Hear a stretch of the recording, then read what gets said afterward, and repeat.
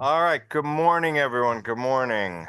I'd like to call to order the Judiciary Committee public hearing for March 3rd, 2025. This is our first, I would say, substantive public hearing on bills for the session. So just want to go through ground rules real quick. We have a strict 3 minutes for folks testifying. You will hear a bell and we will cut you off. So please do your best to stick to the 3 minutes. If you have submitted written testimony, please don't read it to us. We're all capable of reading. We all have the testimony in front of us on our laptops. Don't come up here and read your testimony, please. Just say, I've submitted written testimony and I'd like to highlight a couple key provisions from it. We don't need the full thing read to us. After the 3 minutes are up, if there are questions from the committee, we will turn to members to ask questions. We've already gotten a lot of questions this morning and over the weekend to the staff. No, we do not let people sign up who've not signed up to testify. It's a rule of the General Assembly, freedom of information, all that kind of stuff. So if you've not signed up to testify, you cannot testify today. If you are skipped when we call your name, you can possibly go at the end if time permits, but it's not, oh, I was fourth and my name got called, and so now I want to go sixth. We don't let people trade spots in line either. And if you'd like to combine with somebody else who you know is testifying on the same bill and on the same subject, we would appreciate that. That would be excellent. Feel free to come up together, but it's limited to that 3 minutes, and then you can address questions together. All right? But that will help us get through this and hopefully allow everybody to get their testimony heard in a timely manner. We're not trying to do this to be mean. We're trying to just make sure we have an opportunity to hear from everybody today before the hour gets late. All right. So with that, let's jump in. First on the list is Ruth Cardiello.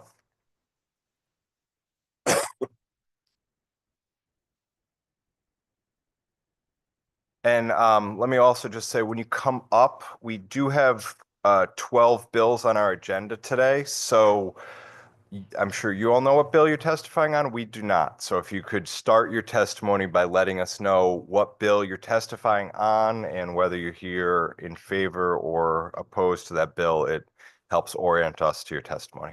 All right. If you could just hit the button whenever you're ready, ma'am. Thank you very much. Thank you. Good morning, Chairman Winfield, Chairman Stastrom, Ranking Member Kissel and Fishbein, and other honorable members of the Judiciary Committee.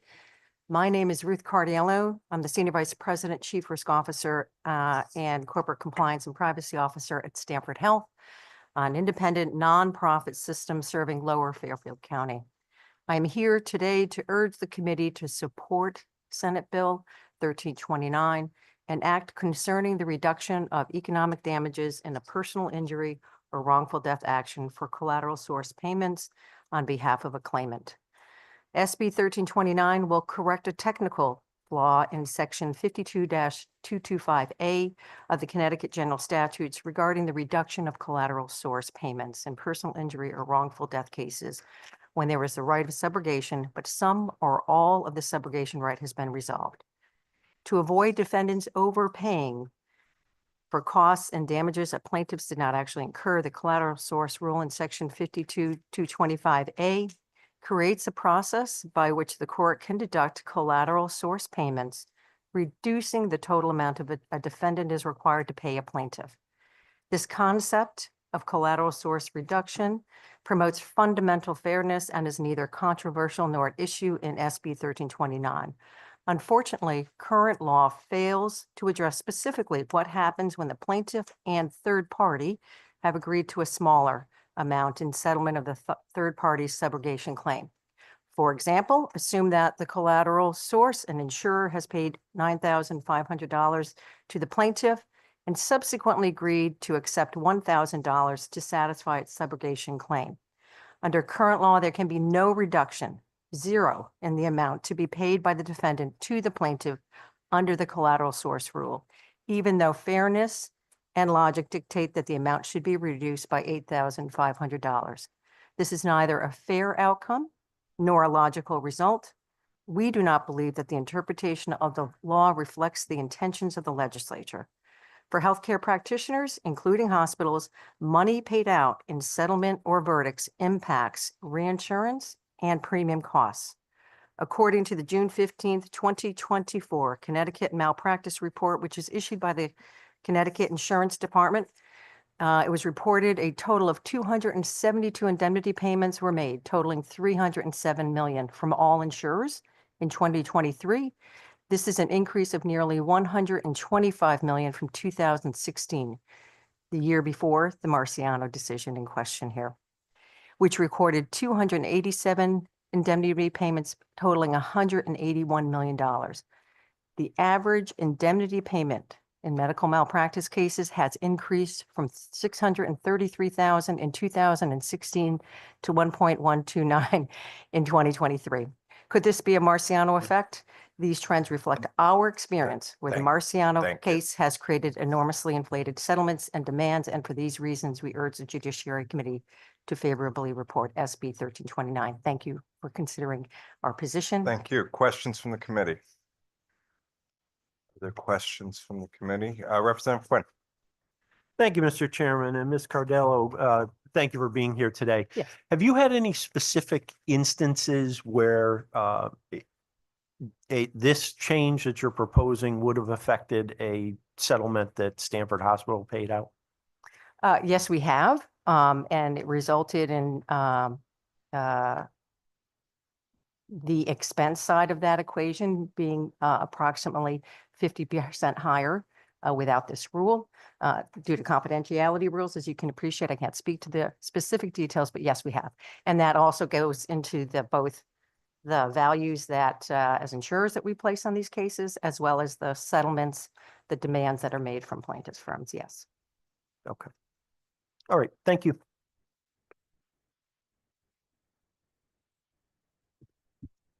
Thank you, Mr. Chair, and thanks for offering your testimony to us this morning. I know you mentioned in your testimony that the current application of collateral benefits within the context of Marciano specifically is kind of inconsistent with what the legislative intent was behind 52225A. Mm-hmm. I know that the Supreme Court had spent a lot of time in the Marciano decision kind of parsing through the language of the statute, and it employed this very strict, rigid Mhm. statutory construction of 52225A.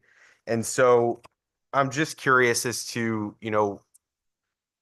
whether or not you can expand on your reading of the statute and what your interpretation of the underlying legislative intent was behind it, and why that's sort of, how can you reconcile that with what the court wrote in Marciano? In my written testimony, I think that's certainly described a bit more. And the flaw is really around the language around a right to subrogation. Unfortunately, we believe this law seeks to achieve fairness in these circumstances by ensuring that there's more balance to what the actual expense is. So I don't have the actual details in front of me, but that's my understanding. Thanks for that answer. Isn't the question really sort of the policy question for us to grapple with? I mean, the Marciano case, this is not the first time we've had this bill before us. We seem to have this I understand that, yes. every year. And we have this argument about what the legislature intended when it did court reform back, I don't know, before I was born or whatever. But, we have a unanimous decision of the Supreme Court, right? Marciano was not a, 4-3, like we often get up here where it's, hey, 4 voted one way, 3 the other. This was a unanimous decision of the Supreme Court. And so the question is, should we overturn a unanimous decision of the Supreme Court? And I think the policy question in doing so really is, who should receive the benefit of the insurance payment? Is it the alleged or now proven wrongdoer, meaning the medical provider, or the victim. And why should we make a policy decision to essentially award the benefit of the insurance payment to the purported wrongdoer as opposed to the alleged victim? I mean, I think that's the question we have to grapple with and we have to ask ourselves, right? Well, if the damages to the plaintiff in the case that I had brought up, which was the $9,500, which was then subsequently reduced by $1,000, there's no damage. That $1,000 was the damage, which the wrongdoer should pay. But that $8,500 was a reduction, collateral source reduction. To me, it's a concept, and to my colleagues in healthcare, it's a matter of fairness and reasonable. And that concept of receiving what we refer to as a phantom damage. They're allowed to keep damages that they haven't incurred, right? They haven't incurred that. And so that's really what I think that's the policy question, is one of fairness.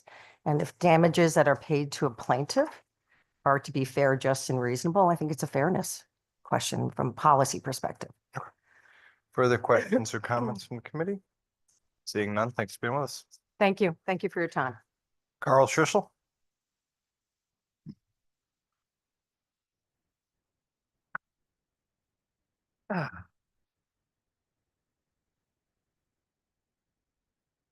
Good morning, chairs, ranking members, members of the Judiciary Committee. My name's Carl Schissel.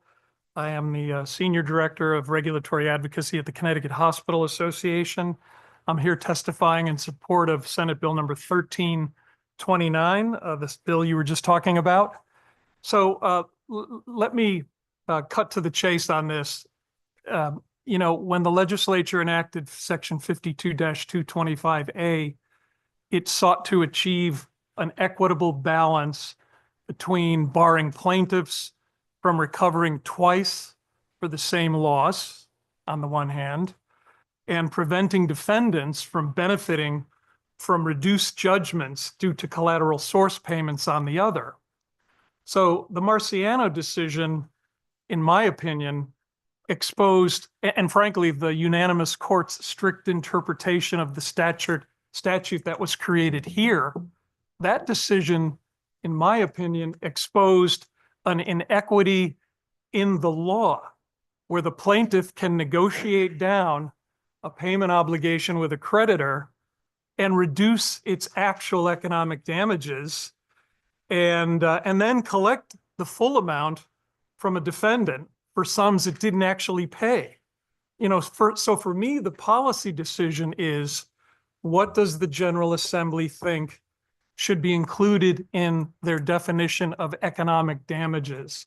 And CHA and our members, including Stanford Health, take the position that economic damages should equal actual damages. The plaintiff should be reimbursed for an expense that it incurred. So to our mind, that should be the goal of Section 52-225A, and that should be the intent of the legislature.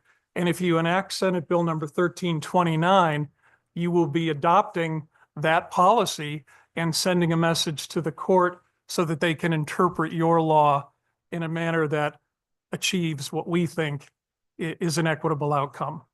So that's our take. And by the way, thank you to the committee for raising this bill again. We think this is the 5th time in the last 6 years that you've considered this bill. And I did want to close by I did need to put on the record, and it's in our written testimony. You know, there are arguments made every year against this bill. One is that it's an insurance industry proposal. Well, it might have been in 1986 when tort reform was enacted, but it's not anymore. In our testimony, we indicate that 62% of hospitals, the claims that are settled are through self-insured or reinsured entities. So the role of the commercial insurance market in this is well diminished since the enactment of the law in 1986. So it's really more a healthcare cost issue than an insurance issue. So I just wanted to, and it's reflected in our testimony. And frankly, there's some other arguments addressed there as well. So I'll stop there and invite any questions or comments or discussion. Questions our from the committee? Thank you, Mr. Chairman. Yes, Senator Kissel. Thank you, Chairman Staffstrom. Attorney Schissel, Carl, it's always great to see a constituent here before us and the former House Chair of the Finance, Revenue, and Bonding Committee. I appreciate your arguments and you did a fabulous job, and I certainly will take it into consideration, but thank you for testifying. Thank you, Mr. Chairman. Further questions or comments on this? If not, Carl, thanks for being with us. Thank you, Mr. Chairman. Thank you. Mark Donalds.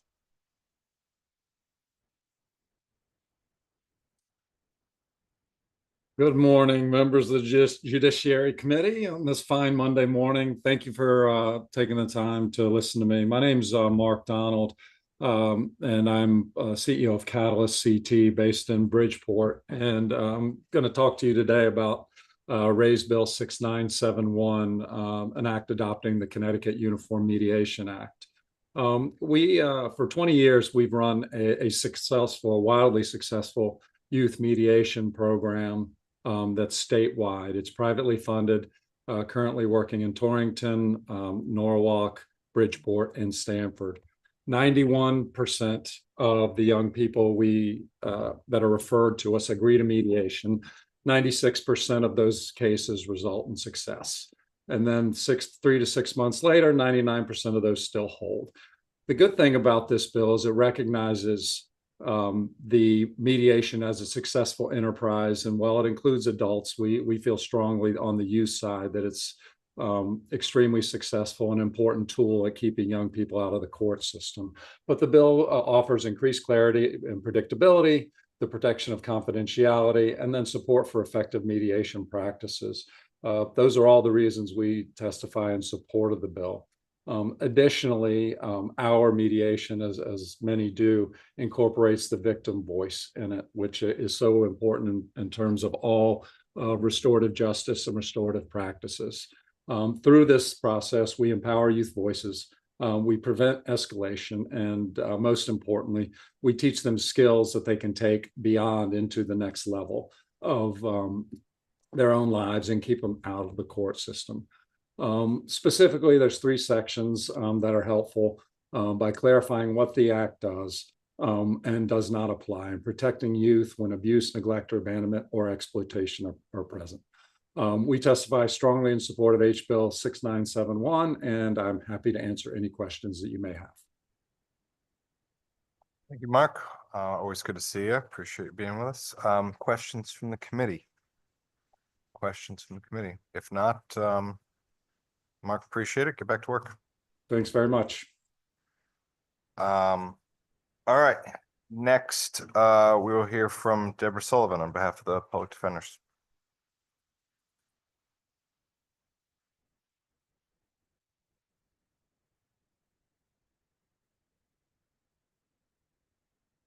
Good morning, Senator Winfield, Representative Staffstrom, and members of the Judiciary Committee. My name is Deborah Delpret Sullivan. I'm legal counsel to the Office of Chief Public Defender, and I'm here to testify in regard to Bill 6968, an act concerning juror compensation. I have submitted written testimony, and I'd like to just highlight a couple of things regarding this bill. This recommendation came out of a larger group which had met. It was the Jury Selection Task Force, which was created by the state Supreme Court back in 2019. There was a report, and several of the recommendations, except for this one, had been passed in PA 21-170.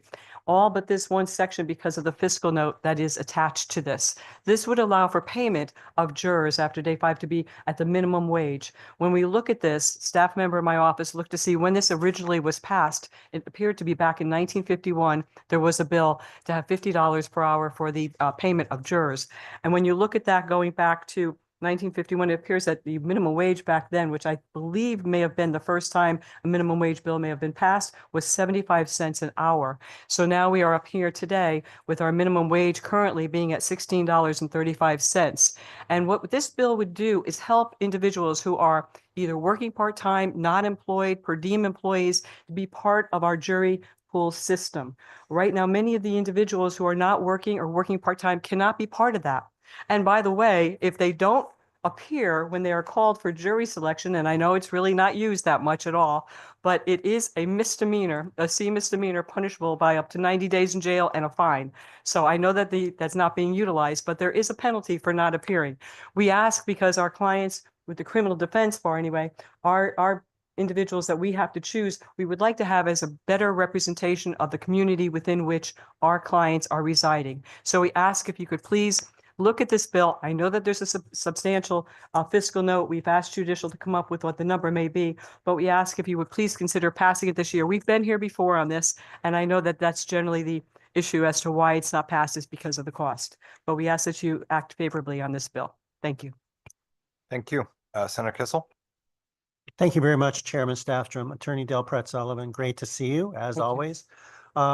It's been decades since I did a voir dire. How does, during a voir dire process, how do the attorneys handle individuals who put forward either on their questionnaire or through questioning the fact that service as a juror just will be economically devastating to them because they're not getting compensated and they're really living paycheck to paycheck? Well, they're able to provide all that information in the juror questionnaire, which is online, and they can fill that out before they actually come in to appear for their first day as a part of the jury pool. But they're also asked questions about whether or not there would be any hardships on them. We just had a friend of ours who owns a restaurant recently who was, was asked to come in for jury selection, and he was like just so upset because he knew he had to come in the next day. It was his duty to come, but if he didn't go in to handle his, running his business, which is a small business, but still it's his business, and he has people that he's employing, he was afraid that he'd have to close his restaurant down at least for that one day. And we spoke to him and gave him the number to call in the night before. He was actually relieved. But there are other people, they can't get there because of transportation. Childcare is a huge issue for individuals. And, so if they come in that day and they're finally coming before an attorney to get those questions asked, they have not been, weeded out from the jury pool. They're still there that day, hoping to get out before their kids get out of school, hoping they can get transportation back, or they may be missing a whole day of work and they're fearful about losing a job.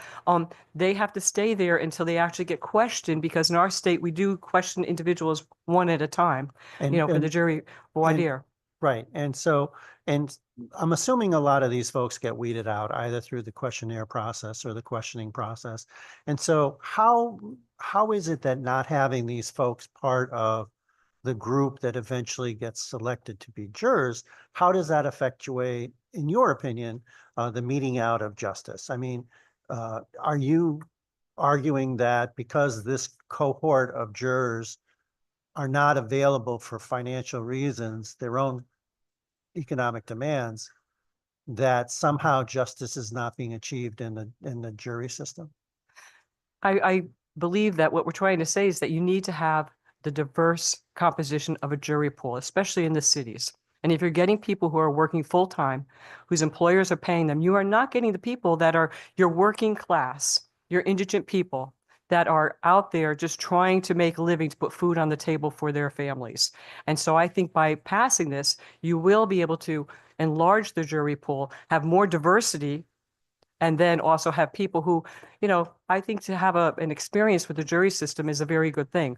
But it would absolutely, I believe, ensure that the jury pool is representative of the community the person lives in, and the jury pool that that person is going to be judged by, because they are entitled to the jury trial and they are entitled to be judged by a jury of their peers.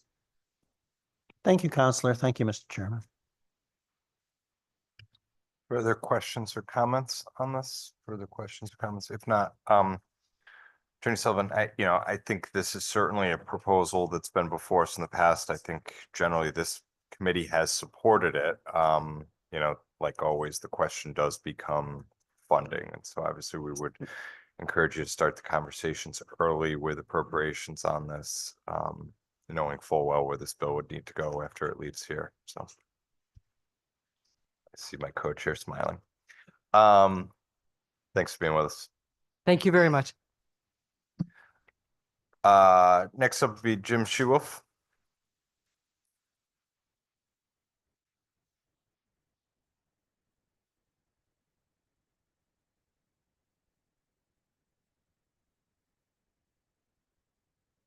Okay. Your mic on? Yep. Okay. All right, good morning, Chairman Staffstrom and Winfield, Ranking Member Kissel, other members of the Judiciary Committee. It's a pleasure to be here today. I'm Jim Schulwolf from West Hartford, Connecticut. I'm a partner at Shipman & Goodwin here in Hartford. I'm also the former chair of the American Bar Association Business Law section, as well as its Commercial Finance Committee. I practice actively in the Uniform Commercial Code area. And I'm also an elected member of the American Law Institute. And I'm here today to support and urge you all to support House Bill 6970, which adopts amendments to the Uniform Commercial Code. I'm going to do the 20,000-foot overview. My colleague Tom Welsh will be testifying. A few folks after me will cover the more technical aspects, both individually and on behalf of the Connecticut Bar Association. So the UCC, which promotes uniformity in commercial transactions, is updated periodically to keep up with legal and technological developments because commerce changes, systems change and the like, and the law has to change along with it. And that is what is behind these amendments, which are referred to as the 2022 amendments. They do a number of things to bring the law up to date with the world of digital assets and digital technology. So among other things, they create a new article of the UCC, Article 12, regarding what are called controllable electronic records. In the UCC world, we like to come up with fancy names for things. It updates Article 9 to allow perfection of security interests in digital assets. It establishes new rules for hybrid transactions involving both goods and services. It updates rules for electronic negotiable instruments. It updates terminology to account for electronic signatures and documents, and it essentially amends every UCC article to adapt to the development of digital assets and to provide commercial law rules for digital asset transactions so that they're not sort of out there in the Wild West. This bill, which, as you know, is rather lengthy and detailed, has been passed to date in 25 states. It is up for adoption in 12 others, including Connecticut, with others to follow. And that's important because uniformity is important to commerce. The more people can deal with uniform laws, the easier it is to engage in commerce both within the borders of a state and throughout the country. And so for Connecticut, it's important for us not to be a straggler. If we pass the bill, we're facilitating uniformity, we're facilitating commerce for Connecticut residents and businesses. If we don't pass it, if we're sort of out there as a straggler, we're not in a uniform position with other states. And as a result, that makes it harder for our residents and businesses to engage in commerce with regard to digital assets. I will finish up by just noting that the bill does not endorse any digital asset of any kind.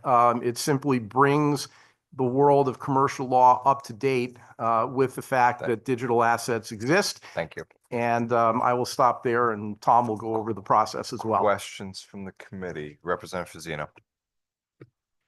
Thanks for being with us, Attorney Schulwolf.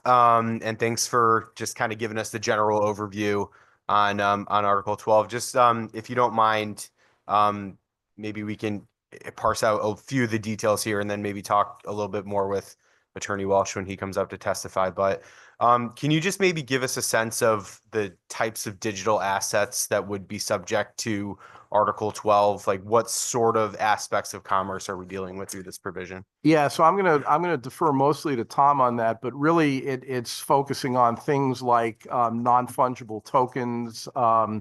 It could cover cryptocurrency and other crypto assets. It's really intended to cover anything that is established through the so-called blockchain technology, which is the underpinning for for the creation of digital assets. And so for we have 25 states that have already adopted this uniform provision. For those 25 states that haven't, what are the governing laws and regulations for interstate digital commerce for those states that haven't adopted?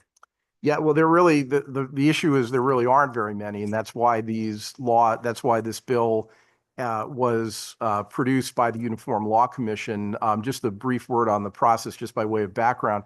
The Uniform Law Commission, over years, a period of years, with a drafting committee of many people and advice from hundreds in different industries, came up with this bill with the intention of having it pass in every state, which hopefully it ultimately will. It was then adopted and approved not only by the ULC, but also by the American Law Institute, which are the precursors to any uniform laws being introduced in states. And it was only at that point that it started to be introduced, really 2 years ago, in the legislatures of various states. And it takes time for different states to do it, but the goal is, and the momentum is building, to ultimately have it adopted in all 50 states. I think folks are reasonably confident that we'll be up in the mid to high 30s by the end of this year, and hopefully by the end of next year we'll be at 50. And just to note, even before it got here to this hearing, once it was passed by the ALI, it was vetted again in Connecticut by a small group, which, in addition to myself, and I had the most minor role, included Tom Welsh, who will be testifying here, Louise Nadeau, who many of you remember as a counsel to who is director of the Legislative Commissioner's Office here in the legislature. And then it was read again by Barry Hawkins, who will testify later. And that's all before it even got here. So by the time it gets to you, it's been thoroughly vetted and and tested, and it's ready to pass. And that's the process in basically every state. And so that's how it gets here. But the answer, again, the short answer to your question is, until this passes, there really aren't any laws that are governing these things, at least from the commercial law and commercial finance side of the world. And that's why it needs to pass. Thanks for those comments. Yeah, I mean, as digital economics becomes more and more complex, we don't want Connecticut to sort of be the Wild West of all things commercial litigation. So I appreciate your testimony. Your comments about uniformity are certainly well received. So appreciate it. You're welcome. Thank you. Further questions or comments from the committee? Seeing none, I guess Representative Fazzino has some work to do to master this 120 section bill for the House floor. We'll let him get to work on that. Appreciate you being here. My pleasure. Thank you very much. All right. Speaking of former vice chairs of this committee, Judge Mintz.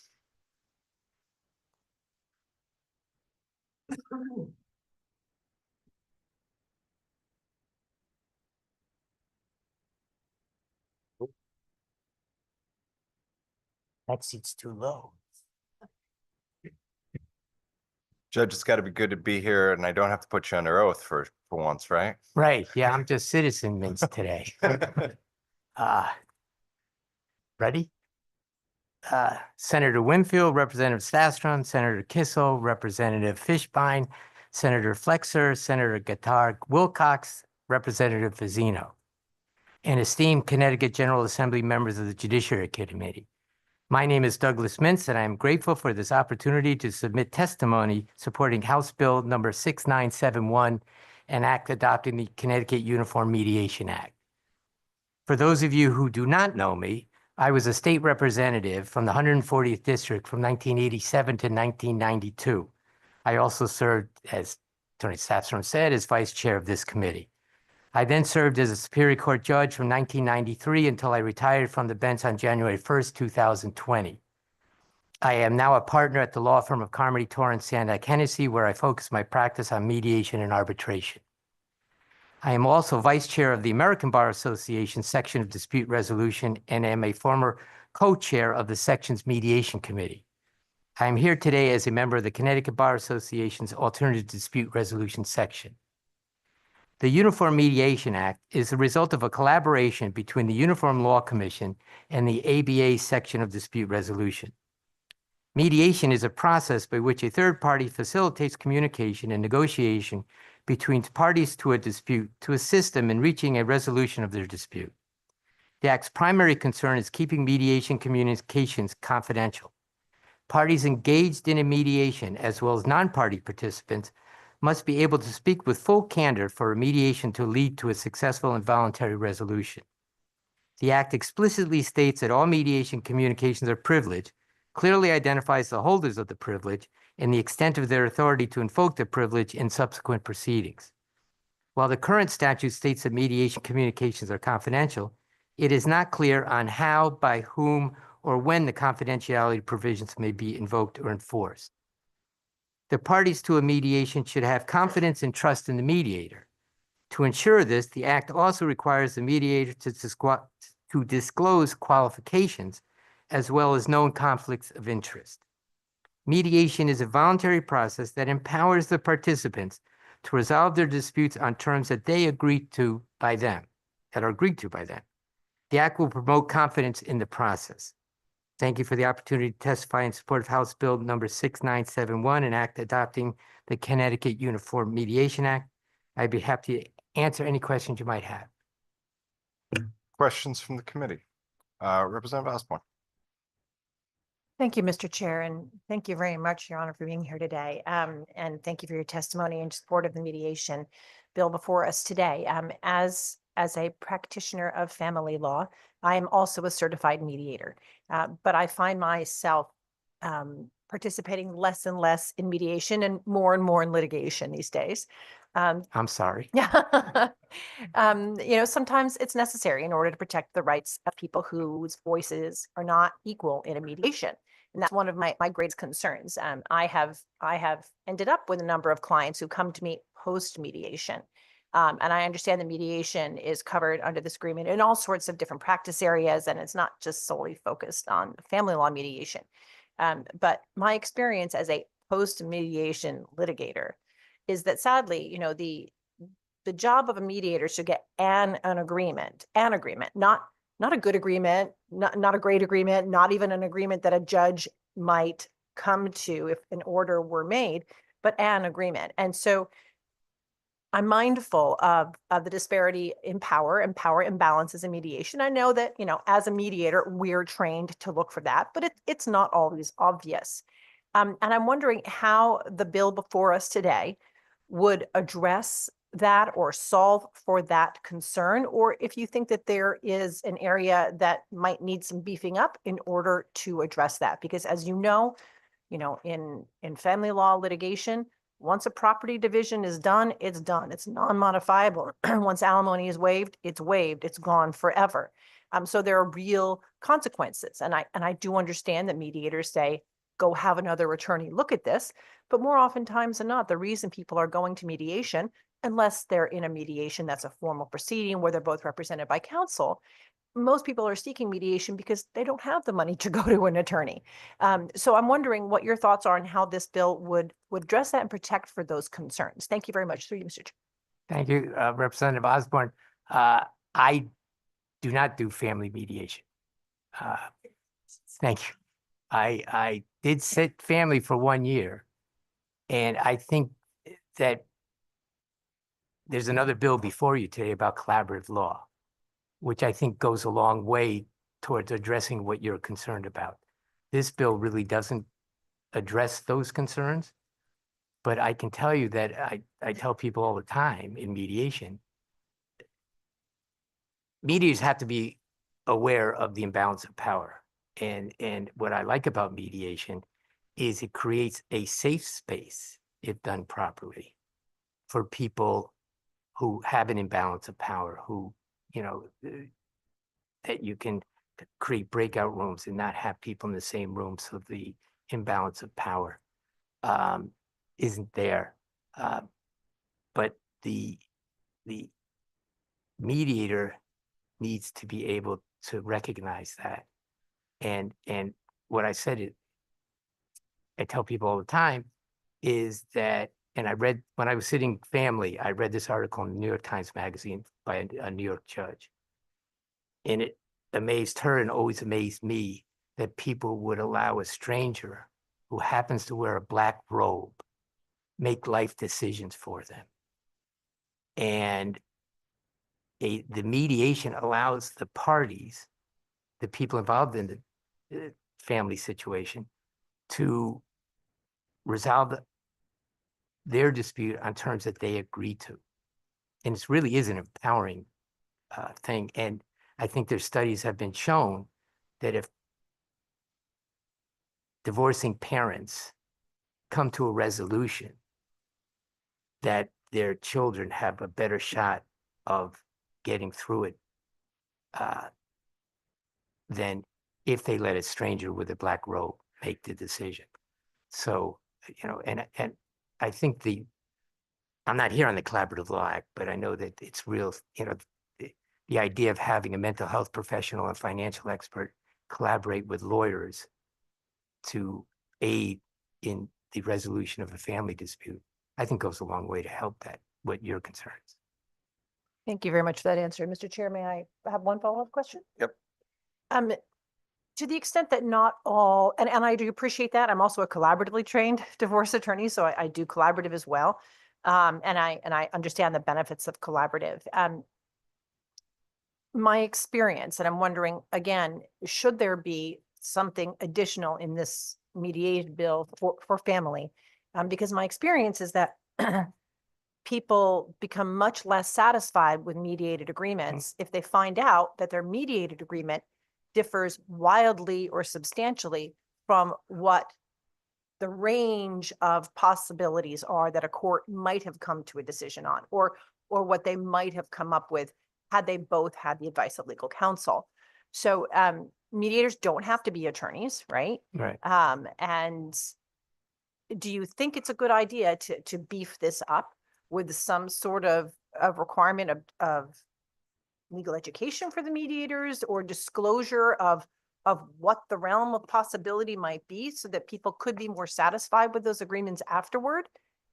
Do you think that this goes far enough in terms of protecting the end consumer who may not have the financial wherewithal, and maybe giving away valuable rights as a result? Right. The irony is there is a section in the Code of Professional Responsibility for Attorneys that addresses it.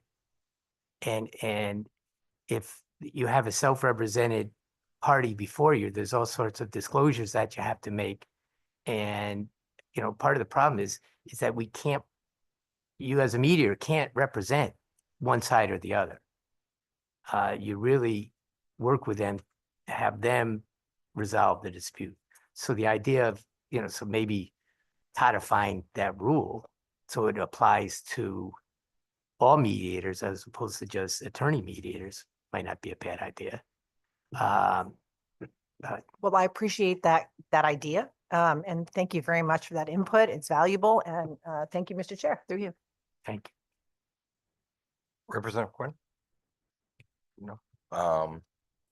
Representative Howard? Thank you, Mr. Chairman. Good morning, sir. Did you have an opportunity to read judicial branch's testimony at all? No. No, I didn't know they submitted it. They, Wait a second. We don't need any outbursts from the crowd. We're good.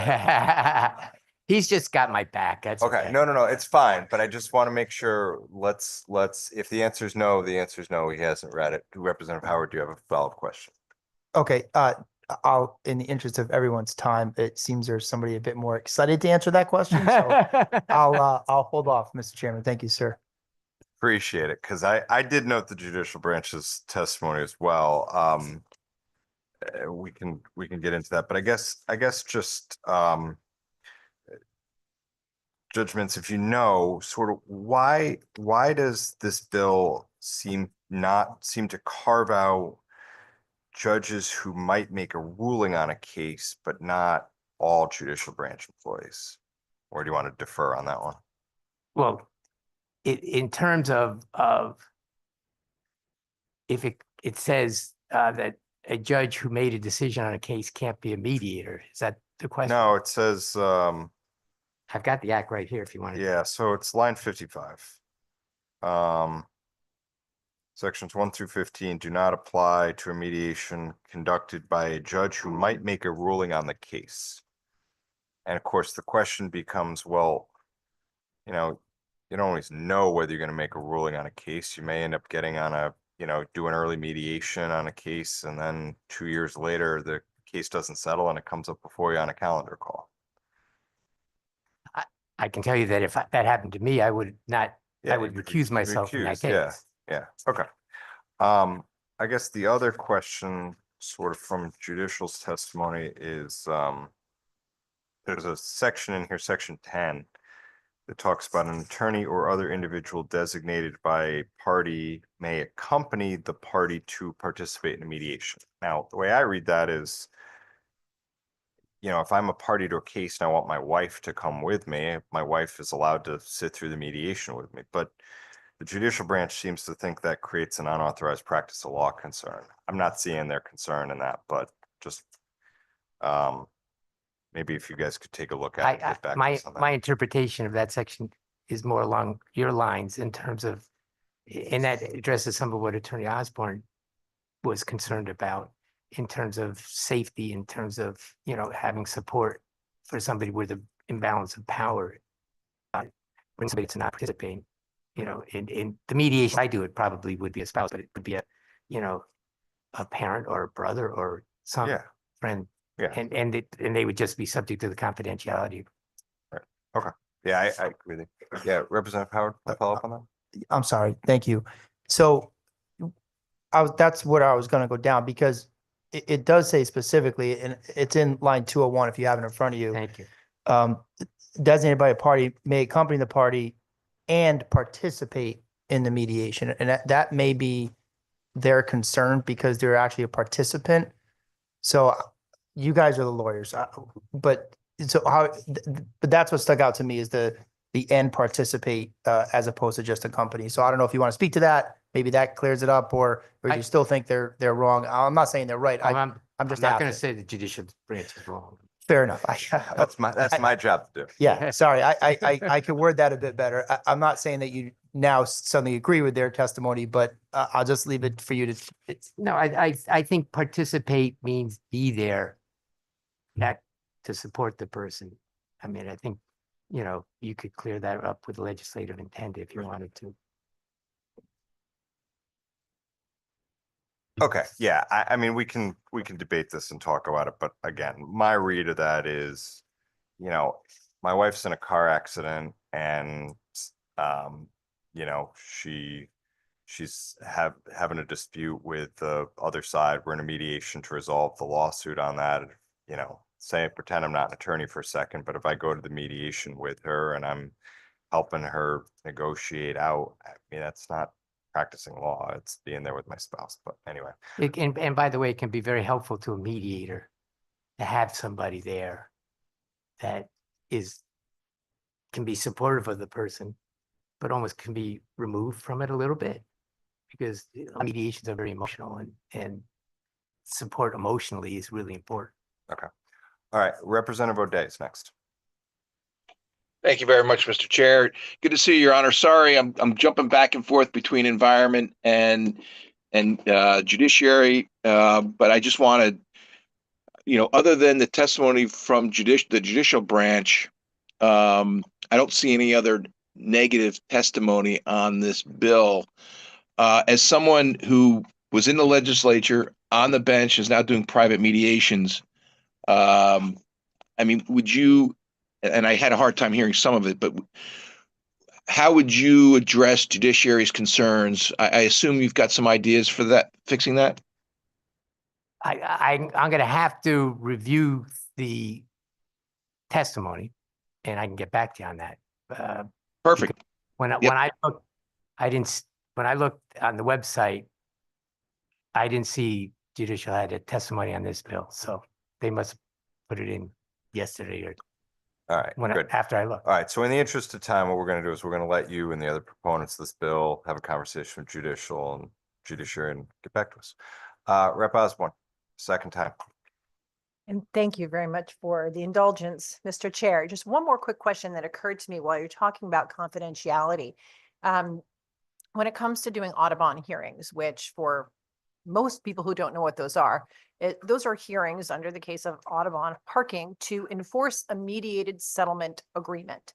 And there are recent lines of cases in family law, in particular, family court in particular, that you don't have to have a signed term sheet in order to demonstrate that a mediated settlement agreement was reached. Now, there have been cases recently where mediators were called in to testify. Was there a meeting of the minds? Did the parties have an understanding of the terms that they were agreeing to in order to put together the evidence that an agreement was actually made? Wouldn't this substantially narrow the evidence that could be offered at those types of hearings in the future? Thank you, Mr. Chair, through you. I think it would allow enough of the evidence to be able for a judge to make a decision as to whether or not it meets the criteria under Audubon. Thank you very much. Thank you, Mr. Chair. Further questions or comments? Being none. Thanks for being with us. Thank you. It's Uh, fun to be back. next will be Brian Flood. Good morning, Chairman, Ranking Member, and members of the committee. My name is Brian Flood. Thank you for the opportunity to speak today in support of raised bill number 6968, an act concerning juror compensation.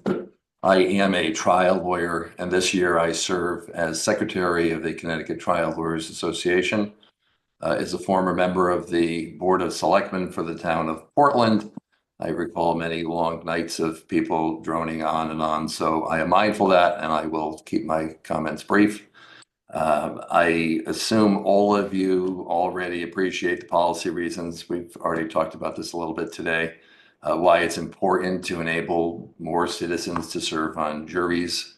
And instead of reiterating those reasons, I would just like to share my experience with you picking juries and the financial barriers that I see preventing qualified people from serving. I've practiced law for more than 25 years. I've tried approximately 200 jury trials and therefore have picked at least that many juries in my career. So I talk to a lot of people, and I see firsthand the types of people who want to serve on a jury but simply cannot afford to do so. And in my experience, and there are many people obviously affected, but in my experience, there are two groups that I see. The first group usually is parents who cannot afford childcare while they're in court. And the second group tends to be lower paid workers, such as restaurant staff who rely on tips, or hairdressers, or people in other types of similar jobs. And in my experience, it's really contrary to the popular belief that most people don't want to serve on a jury, and they come up with excuse after excuse. In my experience, I find that most, or certainly the majority of people that I talk to while interviewing them for jury selection actually want to serve on a jury, especially younger people. And it's somewhat refreshing because they seem to talk about civic duty and American values and just doing the right thing. But then they're stopped from serving on a jury, and it's usually just a financial reason. They simply cannot afford to do so. $50 a day just is not enough money these days. It just doesn't help them in any way whatsoever. So time and time again, those types of people and others, they just bow out because they can't make ends meet on $50 a day, or they can't afford, and this comes up a lot, someone to watch their kids. And these just are not isolated. I've been doing this for 25 years, and it just comes up jury selection after jury selection after jury selection. And what we do is we lose those valuable perspectives that should be part of the jury process. I do think this bill takes a meaningful step toward resolving all of these issues. I understand the financial issues related to this, but by offering fairer compensation and covering the necessary expenses, particularly for childcare and transportation as well, I think this bill just solves those problems and in the long run benefits everyone. So for those reasons, I strongly support this bill number 6968. Thank you, Brian. I thank you for your time and consideration. Questions from the committee? Questions from the committee? If not, appreciate you taking the time this morning. Thank you. Appreciate it. All right. Mike D'Amico. Good morning, everyone. Good to see everyone again. Co-chairs, vice chairs, members of the judiciary. I'm here to speak in opposition to raised bill 1329. For those that I haven't had the pleasure of meeting, I'm Mike D'Amico. I've been a trial lawyer representing injured folks for almost 40 years now, past president of the Connecticut Trial Lawyers Association, and the current chair of the General Tort Committee of CTLA. I was trial counsel for the person injured in the Marciano case, which went up to the Connecticut Supreme Court and was decided back in 2016. The bill that's present before us seeks to overrule that decision, which frankly changed nothing. And this bill seeks to make a dramatic change to what was a colossal legislative effort with tort reform that was passed way back in 1986. I submitted written testimony, so I'm not going to go through that. It laid out the historical underpinnings of what is known as the collateral source rule. But I wanted to make just a few points. In summary, the collateral source rule says that if you're injured and you incur medical bills because of somebody else's negligence, then the wrongdoer cannot get a credit for the payments made for and by the medical insurance company. And instead, it recognized, and it was the law for a century before tort reform in 1986, it recognizes that the key to tort liability is deterrence. That was weakened in 1986 through this lengthy and complex series of negotiations, which included lawyers representing injured folks like myself, defense lawyers, insurance industry folks, medical community, business advocates. It was a long process, and it made a limited exception for traditional medical insurance plans. And that limited exception was for traditional medical insurance plans, the wrongdoer can get a credit for medical insurance payments that are made after deducting the premium amount. In other words, what it cost the injured person to get that benefit. It made clear that there was no benefit to the wrongdoer for any medical plan that was a self-insured plan, a government plan, or any plan that contained a right of subrogation or a right of reimbursement. The Marciano decision simply said that the legislature said what it meant and meant what it said. And for those plans that do have a right of subrogation or lien rights, trying to calculate the cost of providing those benefits is perhaps impossible and certainly difficult, and would be a huge burden on private employers and the government, because these are plans that are complex. Some of them are pooled plans where many employers pool their money to pay for medical expenses. Some of them have stop loss and stopgap insurance. Some of them are completely self-funded. There's administrative costs involved. I don't have time to... Mike, that's the bill. I don't have time to give you an example, but it's in my written testimony, but I'm happy to answer questions. Thank you. Representative Blumenthal. Thank you, Mr. Chair, and nice to see you, Mike. Thank you for your testimony. I think, reading some of the testimony in favor of this bill, there is, I guess, a perception that because an insurer doesn't necessarily pay the full costs that are billed, there should be a discount in any settlement or verdict or judgment that's rendered. Could you explain to us why you disagree with that? Well, there's a couple of things we have to bear in mind. First of all, for a century, the rule was always that there should be no reduction for collateral sources because the public policy had to do with deterrence. Just to give an easy example, if somebody had incurred $10,000 of medical bills because of negligence of somebody else and they received $10,000 in payments, if the $10,000 reduced any judgment for the $10,000 in bills, then there would be no deterrence. So one of the issues has to do with deterrence. The other issue that's important is when the legislature made this limited exception, and it wasn't by accident, it was through a complex series of negotiation. They made that limited exception because in traditional medical insurance plans, it's easy to calculate what the cost was that the injured person had to pay to acquire the benefit. So the way it works now is for traditional medical insurance plans, you simply add up the premiums that were paid by the employee and the premiums that were paid by the employer, you total that up, and you come up with a net reduction. So as an example, if somebody incurs $10,000 in medical bills, and there were $6,000 in medical insurance payments, and it cost $4,000 in premiums to get that, the net reduction would be $2,000. So instead of recovering 10, they would recover 8. That's the way it works currently. That also, by the way, applies to adjustments for traditional medical insurance plans. So if there was a bill that was adjusted, that evidence is also submitted at a collateral source hearing. So for those types of traditional medical insurance plans, those calculations can be done relatively easily. For those plans that are self-insured through what's typically the Employee Retirement Income Security Act, or what's referred to as ERISA, or for government plans, it is difficult, if not impossible, to calculate the cost to obtain that benefit. And you have to calculate the cost to obtain the benefit.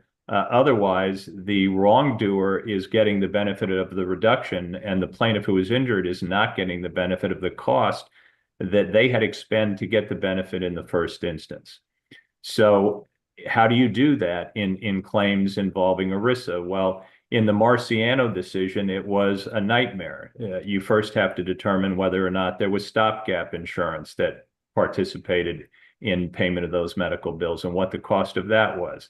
Then you have to determine whether or not it's a pooled plan, whether or not there are multiple employees that contributed to revenues that were used to pay those medical bills. Then you have to determine what are the administrative costs associated with that, which can be varied. How much of the employer's revenues were used to contribute to the payment of those medical bills. That is a colossal undertaking, and in order to learn that information just in ERISA plans, I'll talk about government plans in a minute, you would need to have a separate human resource person who specializes in benefits trying to calculate those amounts. And these are for settlements and judgments that occur routinely, day in, day out, week after week, month after month, year after year.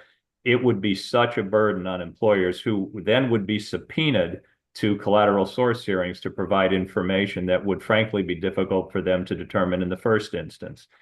For government plans, it's even harder because taxpayers pay into those monies. The government subsidizes those. We pay into those plans over the course of our work lives for things like Medicare. And trying to have a government employee calculate those costs would require a whole department set up in the state and federal government to just answer these questions and be subpoenaed to court hearings. In other words, there was a reason why the legislature did what they did. And in response to one of the comments made earlier by the Hospital Association, the Marciano decision was not in any way, shape, or form saying that there was some flaw in the law. There isn't any flaw in the law. The Supreme Court made it clear and said this was a balancing of equities. It was a balancing of equities. That's exactly what it was. There are compromises, there is negotiation, and here, as Representative Staffstrom mentioned, the important thing is what's the public policy here? And there were a lot of other changes that were made by tort reform. This was one of many. We can't just reopen one aspect of tort reform and not expect that all other aspects of tort reform need to be looked at again. One of the most significant ones was the elimination of joint and several liability. So the long and the short of it is a task that could not be accomplished with any ease, if it could be accomplished at all, for those plans that have rights of subrogation or reimbursement. Well, thank you very much, Attorney D'Amico. I appreciate your answer on that question. I've always been struck by kind of two policy issues with this bill, which we have heard several times. One is obviously you have a person who is an injured party who has bought health insurance, paid a premium, done what they're supposed to do. You have a medical provider who has billed, ostensibly what I think they deserve to be paid.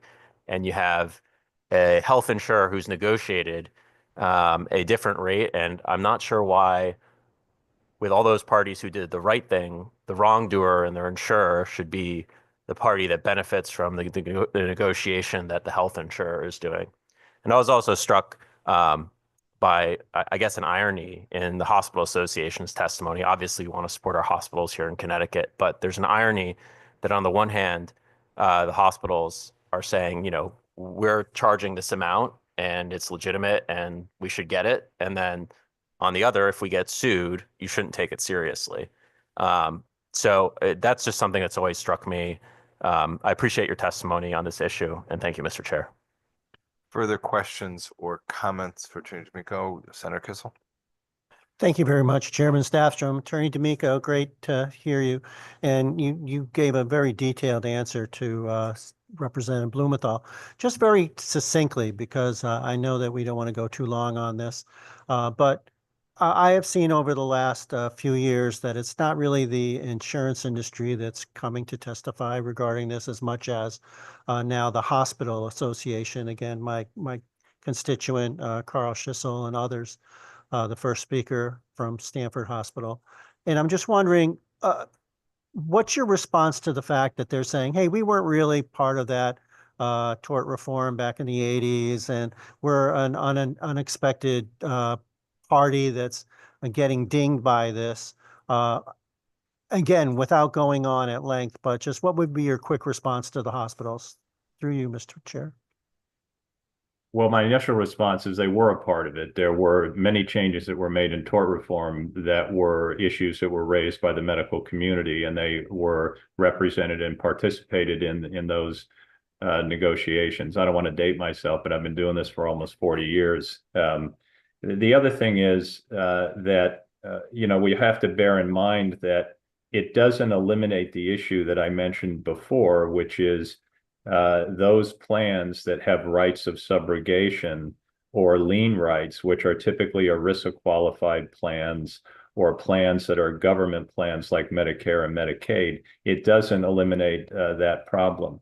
And it also ignores the fact that for a century, across the land, it was recognized that wrongdoers should not get the benefit of these types of collateral source offsets, because the entire purpose of tort liability is deterrence. And so there is this balancing of equities. It's precisely what the Marciano court discussed. And as Representative Sastrom mentioned in the beginning, it was a unanimous decision. There was no lack of clarity. When the Supreme Court feels that there's a legislative fix that might be a good idea, they're not shy about mentioning that in the opinions, and that is not what happened here. I appreciate that, Attorney D'Amico, and I've been practicing 41 years, and we're both young, so we'll just look at it, take it at that. Thank you very much, Mr. Chair. Further questions or comments? Further questions or comments? Seeing none. Mike, thank you, I think, for the 5th out of 6th year for being with us on this bill. Thank you. Eric Stockman will be next.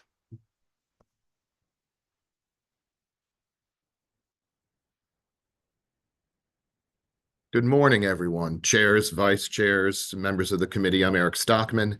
I haven't been before you before live or via Zoom or remote. So let me introduce myself. I'm the founding partner of Stockman O'Connor. My firm represents every hospital system in the state and most of our insurers.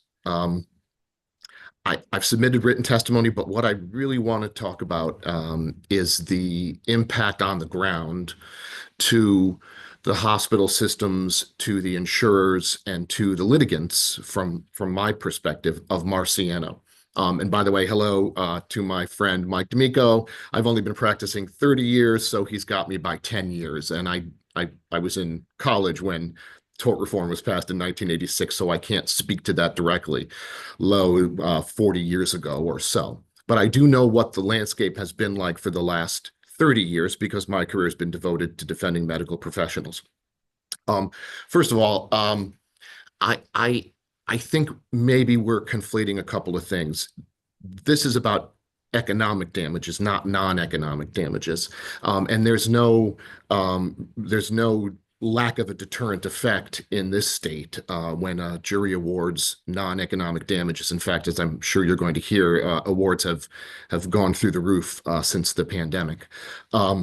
Marciano is about non-economic damages, economic damages, and Marciano has turned into a cudgel used by the plaintiffs' bar, and appropriately so, since they have a duty of zealous advocacy on behalf of their clients to force settlements that are in excess of what they would have been pre-Marciano, or to have cases that have merit that should be tried with doctors who believe and who have expert testimony to support that they are within the standard of care, to force them to settle because of the prospect of crushing liability from the effect of Marciano.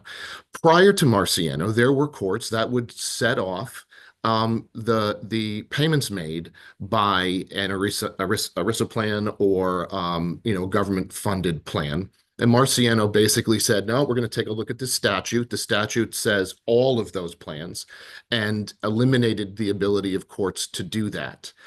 So post Marciano, what we have been seeing in the defense bar is plaintiffs' counsel raising that with us.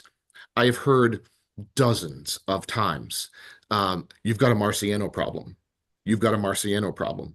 I want the extra $900,000 that was charged but not paid by the ERISA plan or by the government plan as part of our settlement, because that's what I'm going to get at trial.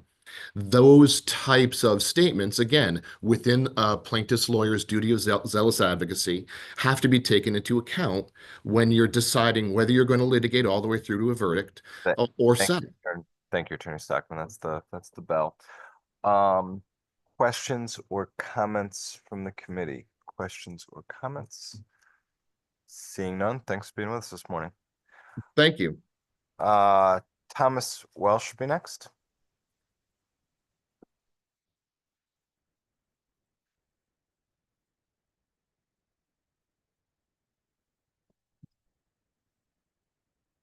Yes, there we go.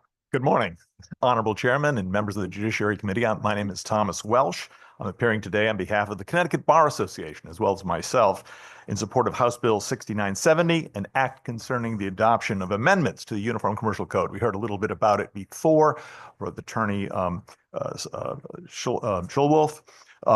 And as pointed out by Attorney Schulwolf, the Uniform Commercial Code is an essential part of our economy.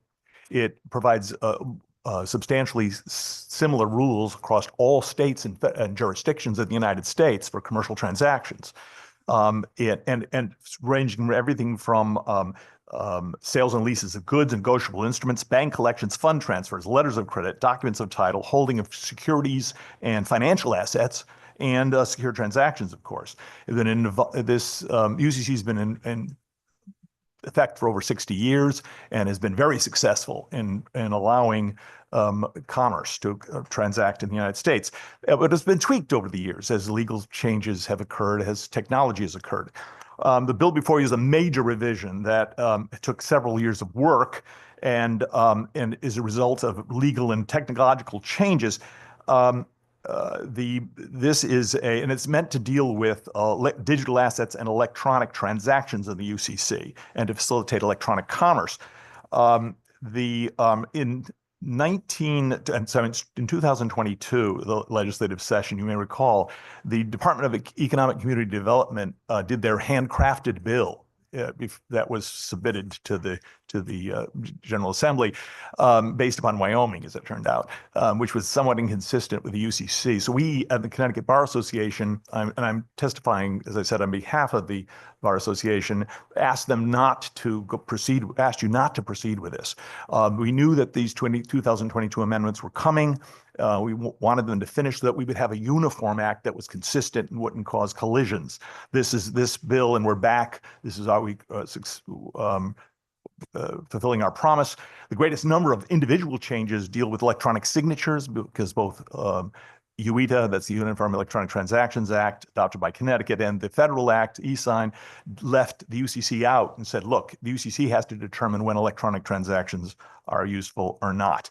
But the biggest substantive change is to create the digital assets, recognizing digital assets as property so that can be treated uniformly and become part of our economy. And it does that by establishing the elements of control and controllable records. And once you do that, then you can deal with these records, and you have a take-free rules. You can buy and sell them and create a security interests in them, which are extremely difficult under current law. Now, this has been very successful. And yeah. 3 minutes goes quick, doesn't it?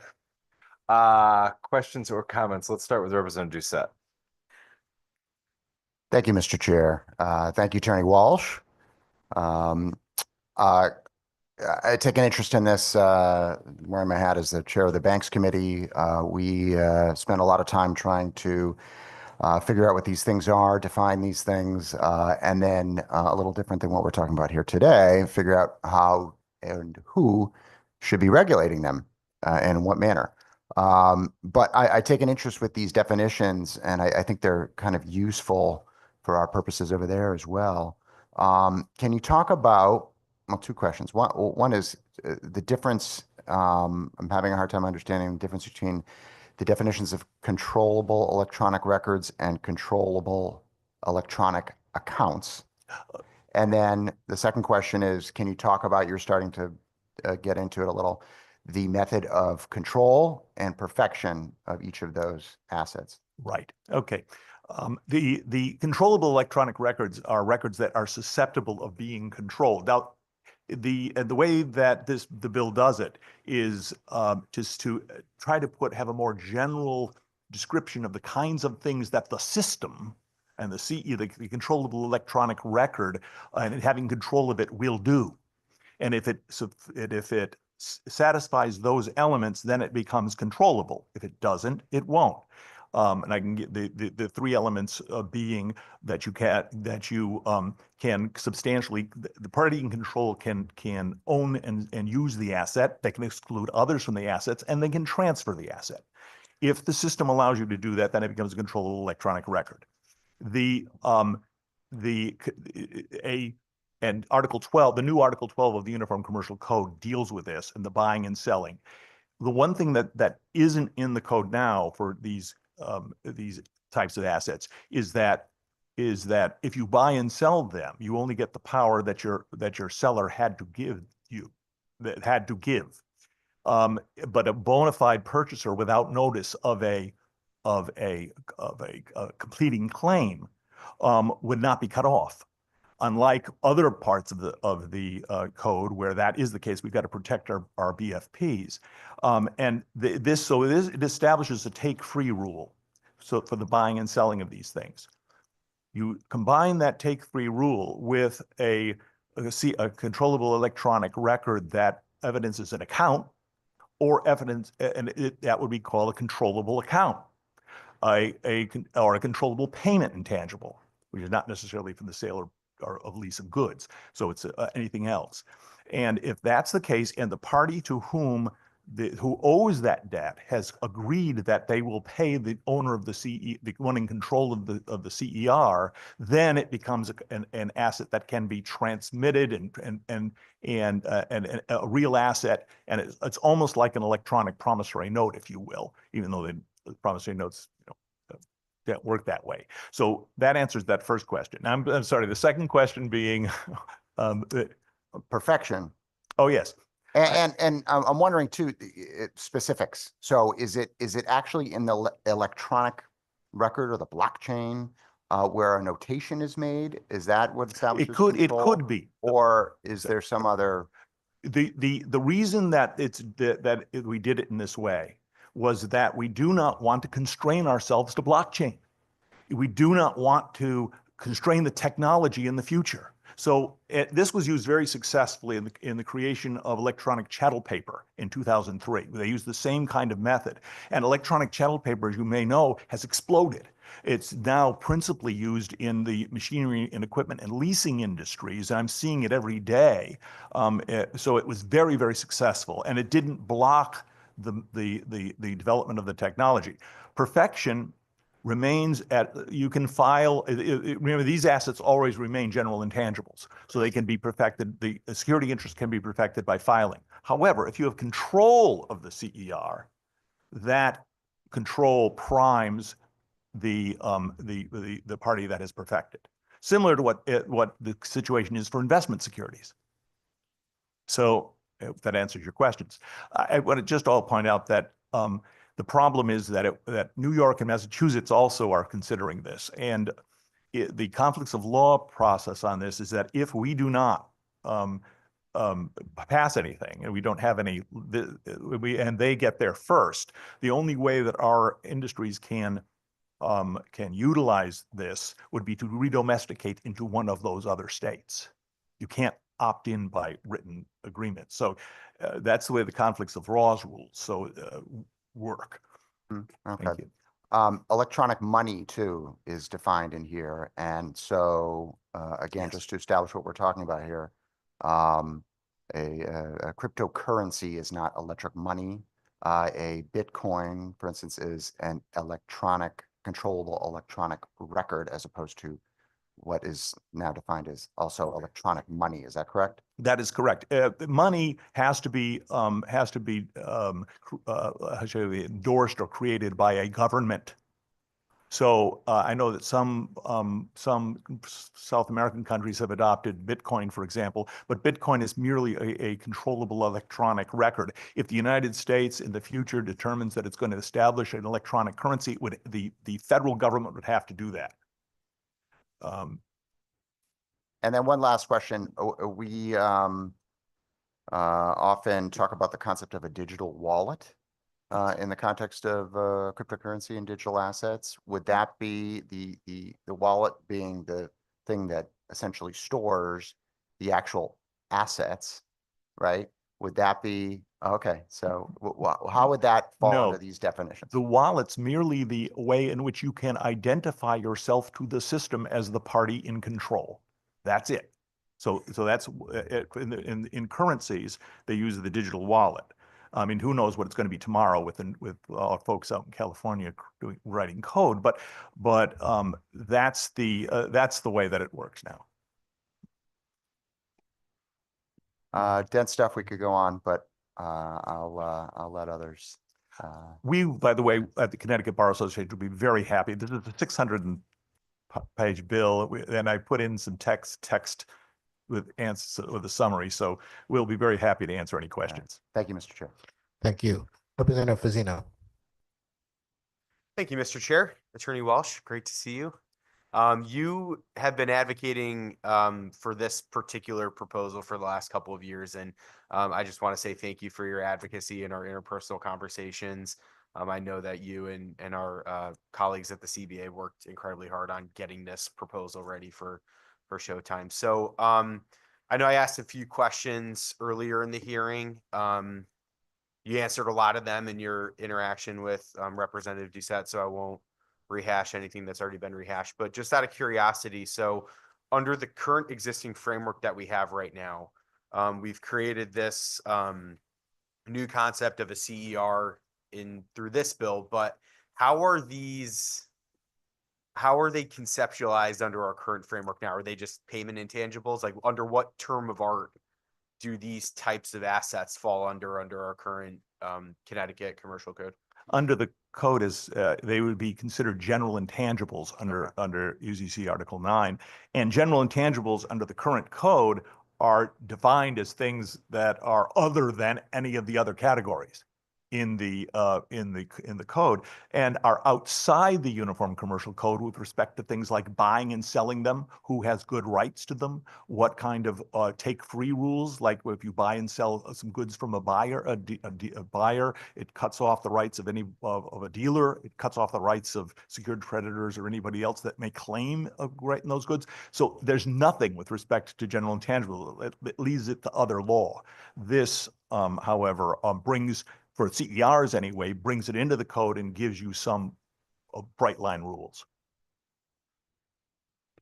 Sure. And just, I'm not going to ask about the conflict of laws issue, because that was what my second question was earlier on. And I thought you did a great job of hammering that out in your last testimony. But I think it's very clear that with other surrounding states considering this proposal as well, I saw that Pennsylvania is sort of the closest Rhode state Island. Rhode Island, excuse me. Yeah, right next door. Rhode Island and Pennsylvania are the two that are closest to us that have already enacted this proposal, but with Massachusetts and New York considering it as well, it would be pretty common sense for Connecticut to consider it too. So thank you for your testimony and for all of your advocacy over the last couple of years. Thank you. Thank you, Representative. Comment or question from other members of the committee? Comment or question from other members? Seeing none, thank you very much for joining us this morning. Next, we have DeAndre Brown. DeAndre Brown. After DeAndre Brown, we have Cassandra Pilzak.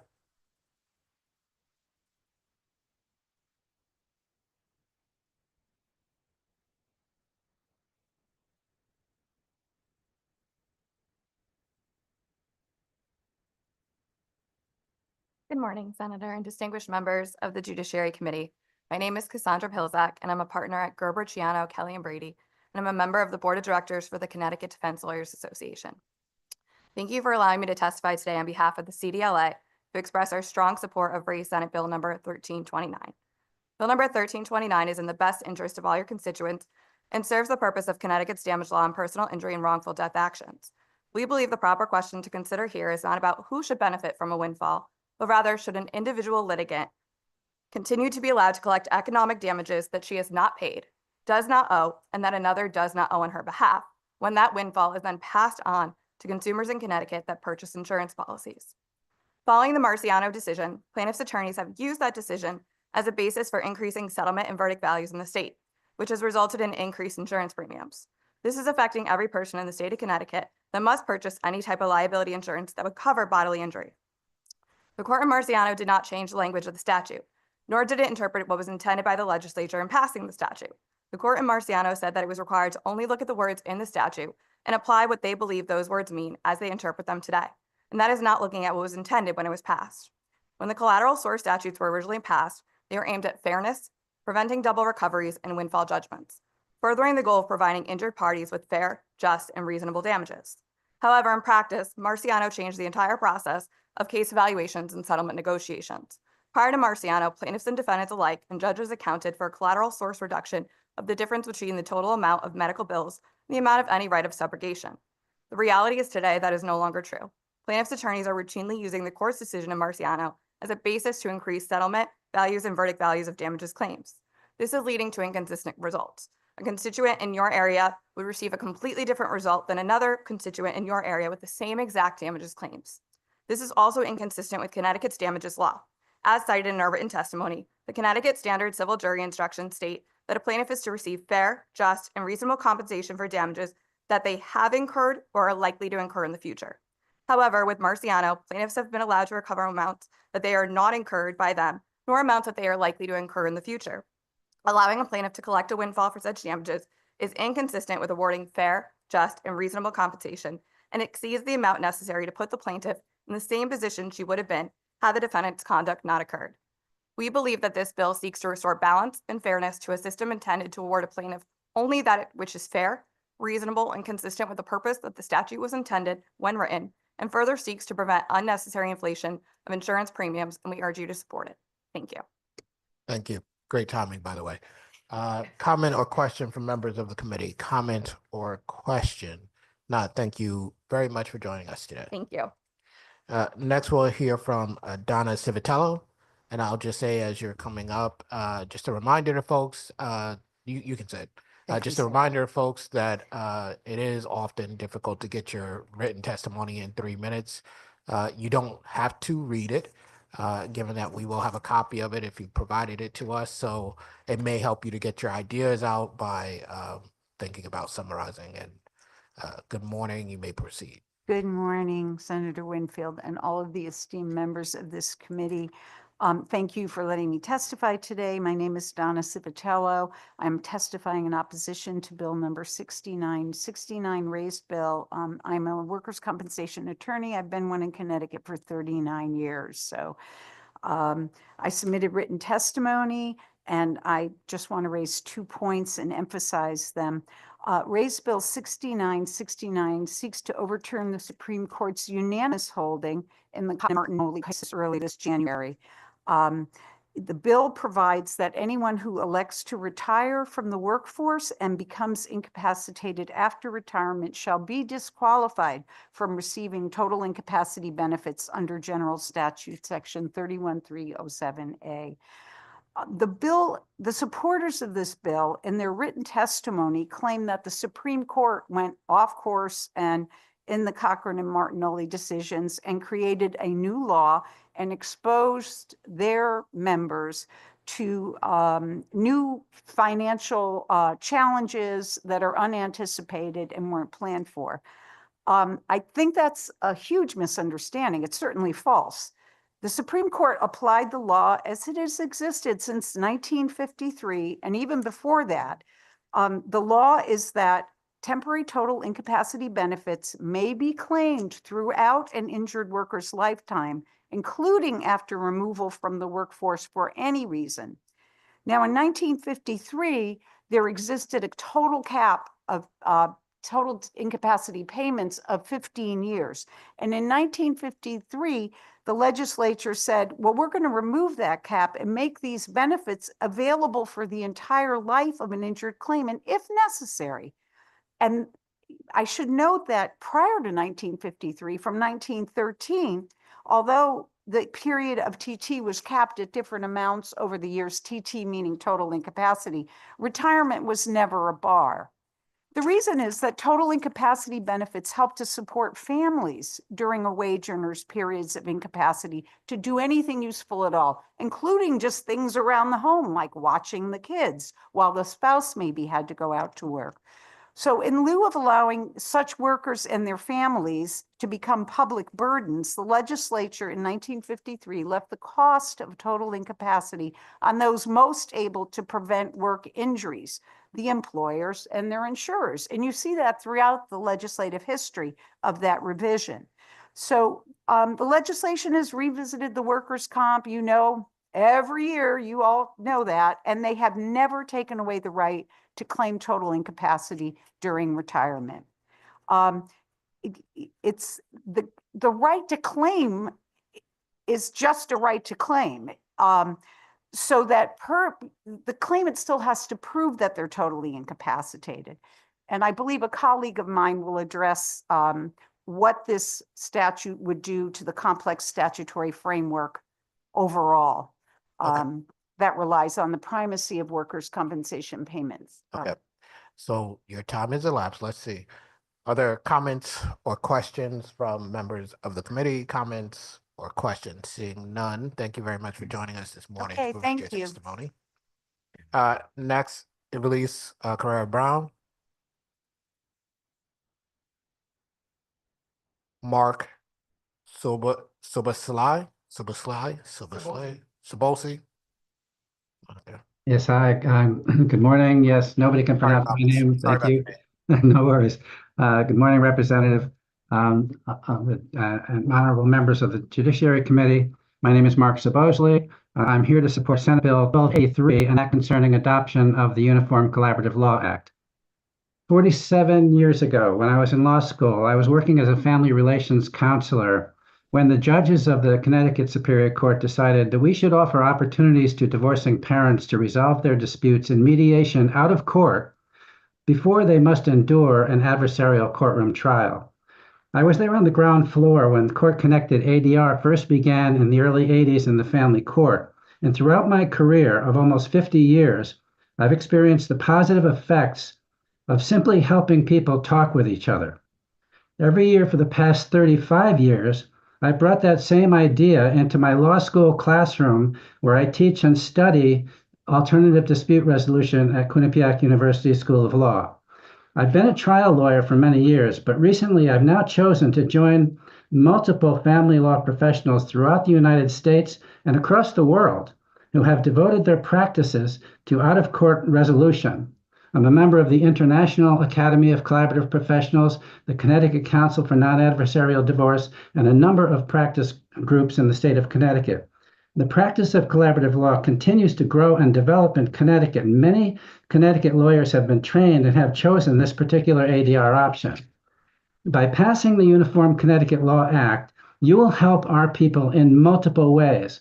First, you'll help to avoid what I refer to as ADR confusion. After all the years that I've been teaching about ADR, I find that it's still difficult for law students and for clients to understand the various boundaries between one process and the other.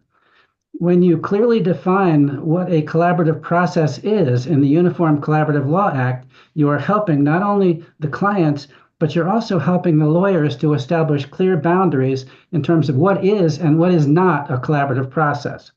And by helping to clarify these boundaries, you are also helping in terms of consumer protection to allow to clarify the choices of conflict resolution options available for consumers of legal services.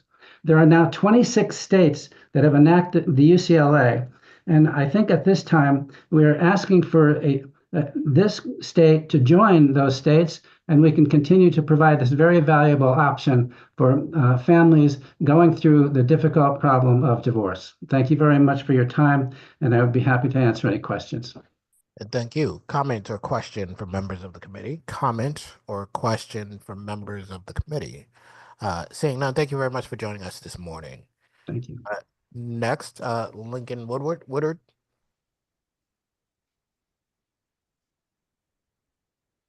Good morning.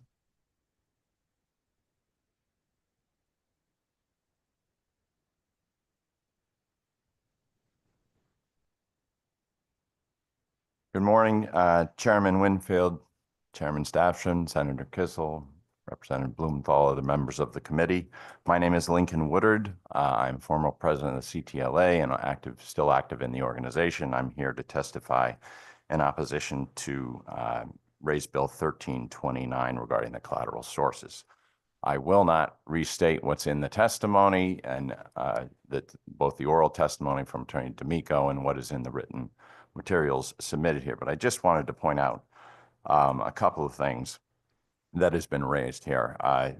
The timing of this, I think, is important of when this comes up. This comes up after trial and after a jury has heard testimony about the economic damages, both and the non-economic damages, and they have determined what a reasonable and necessary expense is associated with this wrongdoer's conduct. And they have seen the bill, and the defendants have every right to contest the bill, have every right to say that that surgeon's $1,000 bill or $10,000 bill is not reasonable. And if that is what they are, if that is what they wish to do, then the jury can consider that evidence. Once those charges are found to be reasonable and necessary expenses, then the question becomes who is going to get the benefit of an offset in a situation like this, and that is where all of this was addressed at the time of Tort Reform 1, where they overturned what had been the common law for so long. And so I think it's just important that the committee understand the timing of how that comes out. The Marciano Supreme Court just discussed the plain language. It was a unanimous decision from the Supreme Court, and it is not new law. I mean, it's new established law, but the argument has been there and the language has been there all along. Senator Kissel, I think, brought up the point about the hospitals, sort of being new and to this issue, and they were certainly involved in the tort reform discussion. I was I was still in college at the time, so I wasn't involved in it, but I know that they were involved. And they have since become involved as liability insurers for many of their practice groups, and that's been their financial decision going forward, so that coming in and saying that they weren't part of all this, they've been part of the discussion, and they made a decision to be insurers for the medical groups and themselves in often cases. And oftentimes it is their actual bill that has been submitted that they are now coming or saying are not actual damages, are not reasonable, and need to get reduced because the plaintiff deserves a benefit, doesn't deserve a benefit from a reduction. So those are the only points I'd wish to make, and I'd be happy to answer any questions. Thank you. Senator Kissel. Thank you, Chairman Winfield. Attorney Woodard, always great to see you, and thank you for that clarification. It especially highlights with the recent changes in the healthcare delivery system that they made certain assumptions in their business model, and now some of that is an assumption of these risks. And to go back and change the underlying agreements from the 80s, I share the concerns raised by folks that don't support the bill. Thank you so much. Thank you, Mr. Chairman. Thank you, Senator Kissel. Comment or question from other members of the committee? Comment or question from other members of the committee? If not, very good to see you again. Have a great day. Nice to see you. Thank you. Elizabeth Thayer. Good morning. Good And morning. thank you to the entire committee for having me this morning. I'm speaking in support of Bill 1283, the Uniform Collaborative Practice Act. I'm a licensed psychologist in the state of Connecticut for a very long time. I'm also a trainer in collaborative in the state of Connecticut. I'm part of the training team. I also developed a program years ago called the Peace Program, which was set up to work with high conflict parents and help them stay out of the court process. And I've written 2 books on divorce, a co-parenting survival guide, and adult children of divorce. I've devoted my entire career to conflict resolution. My role in the collaborative team is one of a neutral mental health professional. Divorce has 3 processes: a legal process, a mental health process, and a financial process. And in that role, I am a process manager, help to resolve communication difficulties, manage emotional aspects, and prepare the parenting plan if there is one, and also teach co-parent counseling. Children thrive in this process. As a former child psychologist, I know the ravages of divorce. And they don't have to live the legacy of their parents' difficult divorce because we help them to learn how to parent during the divorce and afterwards. The UCLA, the Uniform Collaborative Law Act, allows the public to know what they're getting. I was also a former member of the Board of Examiners in Psychology for many years, so I understand that this is vital to consumer protection. We've been training attorneys and mental health professionals and financial professionals in Connecticut for 10 years now, probably over 200 people. And that training is recognized by the International Association of Collaborative Professionals. Professionals learn the practice of collaborative divorce and what it takes to shift from an adversarial approach to a team where attorneys and neutrals are dedicated to a result that is acceptable and within the legal standards for both clients. The training curriculum is rigorous and provides opportunities for practicing. Connecticut, collaborative law in Connecticut is here to stay. We also have developed through the under the umbrella of the Children's Law Center a fixed fee streamline program so that all individuals have access to collaborative practice no matter what their income level is. And that has been a wonderful addition. Collaborative practice is an option. It's an addition. It's one way of getting divorce, but it makes sense for a lot of families. When families are separating into 2 homes, it helps them do that in a way that recognizes their ability to speak for themselves, to participate fully, and possibly rebuild some trust that may have been broken, and craft a legal agreement that will last without ever setting foot in the courtroom. Thank you so much. Thank you. Comment or question from members of the committee? Yes. Representative Osborne. Thank you, Mr. Chair, and thank you, Dr. Thayer, so much for being here today. I know firsthand of the lifelong devotion you have given to this topic and to the cause of reducing conflict in divorces, and you've made such a contribution to the collaborative law process. I know I've communicated with you over the years regarding some of my concerns about collaborative, even though I'm a collaboratively trained attorney. And that's always for me the carrot and the stick approach to collaborative. And I'm wondering if you could speak to some of the ways that we could reduce the likelihood that the party with less power or less economic wherewithal in a collaborative may be protected in the event that a collaborative ends and they're left without resources to pursue other options.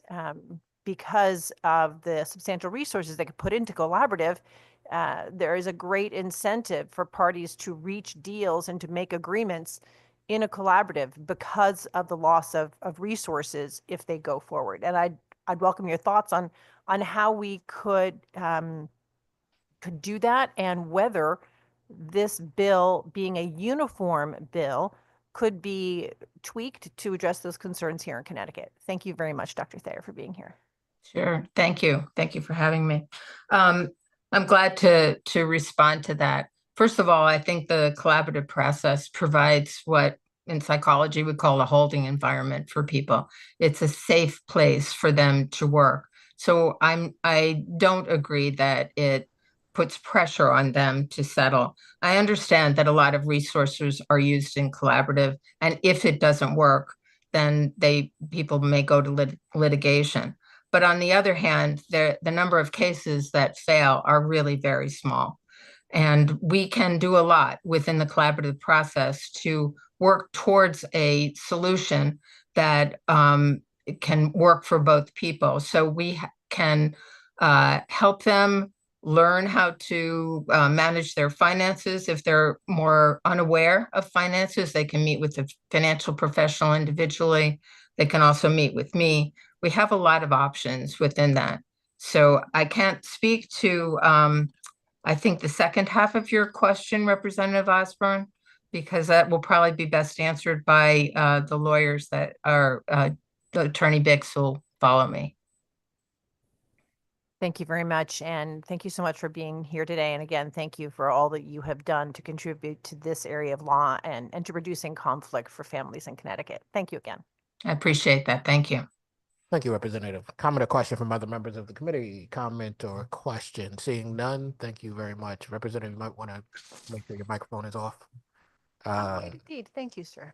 I got you. Next, we'll hear from Jill Bix. Good morning. It's still morning. Honorable chairs, Senator Winfield and Representative Staffstrom, and esteemed members of the Judiciary Committee. Thank you for giving me the opportunity to speak today in support of Senate Bill 1283, an act concerning the adoption of the Connecticut Uniform Collaborative Law Act. My name is Jill Bix. I'm speaking to you today in my capacity as a private attorney, as well as a board member of the Connecticut Council of Non-Adversarial Divorce and chair of that organization's UCLA committee. First, I want to say I appreciated Judge Mintz's comments earlier today, because I agree with him that the collaborative process offers more support to families going through the process than does mediation, which is why I offer it and believe in it so strongly. I won't go on and on about all the benefits of utilizing the collaborative law process in divorce, although I could. I'm not here to tell you that it's appropriate for every family. It's not, but I'm here today to ask you to join the other 26 states and the District of Columbia who have enacted the UCLA, bringing this process into Connecticut's judicial system so that it's correctly understood, practiced consistently, and families can benefit from it if they decide to choose it. By way of background, I've been practicing law since 1988, first as a civil litigation attorney for a large New York City law firm, and since 1995, focusing my practice on family law and child protection. I've practiced family law at small, medium, and large size law firms in New York and Connecticut. I ran a child advocacy program in Stamford Juvenile Court. And when that program was lost to state budget cuts in 2009, I started a nonprofit called Child Advocates of Connecticut to continue the work. I'm now a solo practitioner, and 2 years ago, made the decision to end my litigation practice and focus exclusively on mediation and collaborative law. I view enactment of the Connecticut UCLA primarily as a consumer and child protection matter. As you've heard, collaborative law is flourishing in our state, but there's a great deal of confusion and misunderstanding by the public as to what it is. When a client comes to me for initial consultation regarding divorce, I start by explaining that they have options for the process that they choose. Most have heard about litigation and mediation. Many fewer have heard about collaborative, and almost none of them truly understand the difference among these very different process options. The UCLA will change that by ensuring that the collaborative process is consistent, uniform, and explained correctly by lawyers and other divorce professionals to clients who are considering it. Attorney Here are Bix, some of the. the bell is rung. I don't know if you heard it. So your I time. didn't. Okay. Sorry. That's Happy to fine. answer any questions. Representative Staffstrom. Thank you, Mr. Chair. Joe, good to see you. Good to see you too, Steve. Let me preface this question to you with a little bit of a story for those on the committee. So Jill and I were law partners for a period of time, and in fact had offices next to each other and used to share a common wall.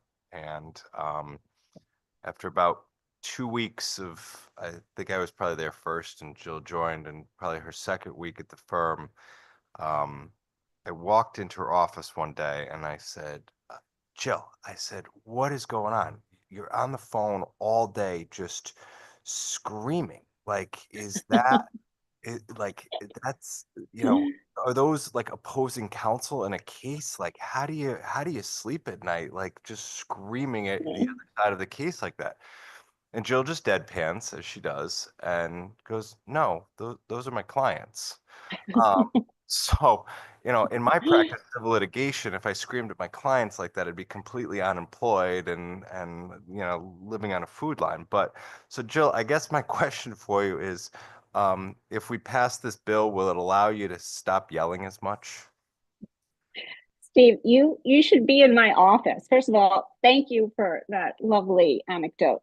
But do you also remember how I also came into your office 10 years ago and said, how do we pass the Uniform Collaborative Law Act in Connecticut? And you said, Jill, you have a lot of work to do. So here we are, having done a lot of work. And I appreciate all the guidance about how to do this you gave to me in those early days. But absolutely, there is no screaming anymore because this process helps calm things down. And you heard Dr. Thayer speak about the container for conflict that exists in a collaborative process. And it really is true. It's a lovely metaphor and has the benefit of being true as well. So yes, this process to me completely changes the dynamics and the stress levels for families who are going through divorce. And I'm happy to answer the question if it will lower your stress level, then I'll vote for the bill. Thank you. Thank you for being with us this morning. Thank you, Mr. Chair. Representative Osborne.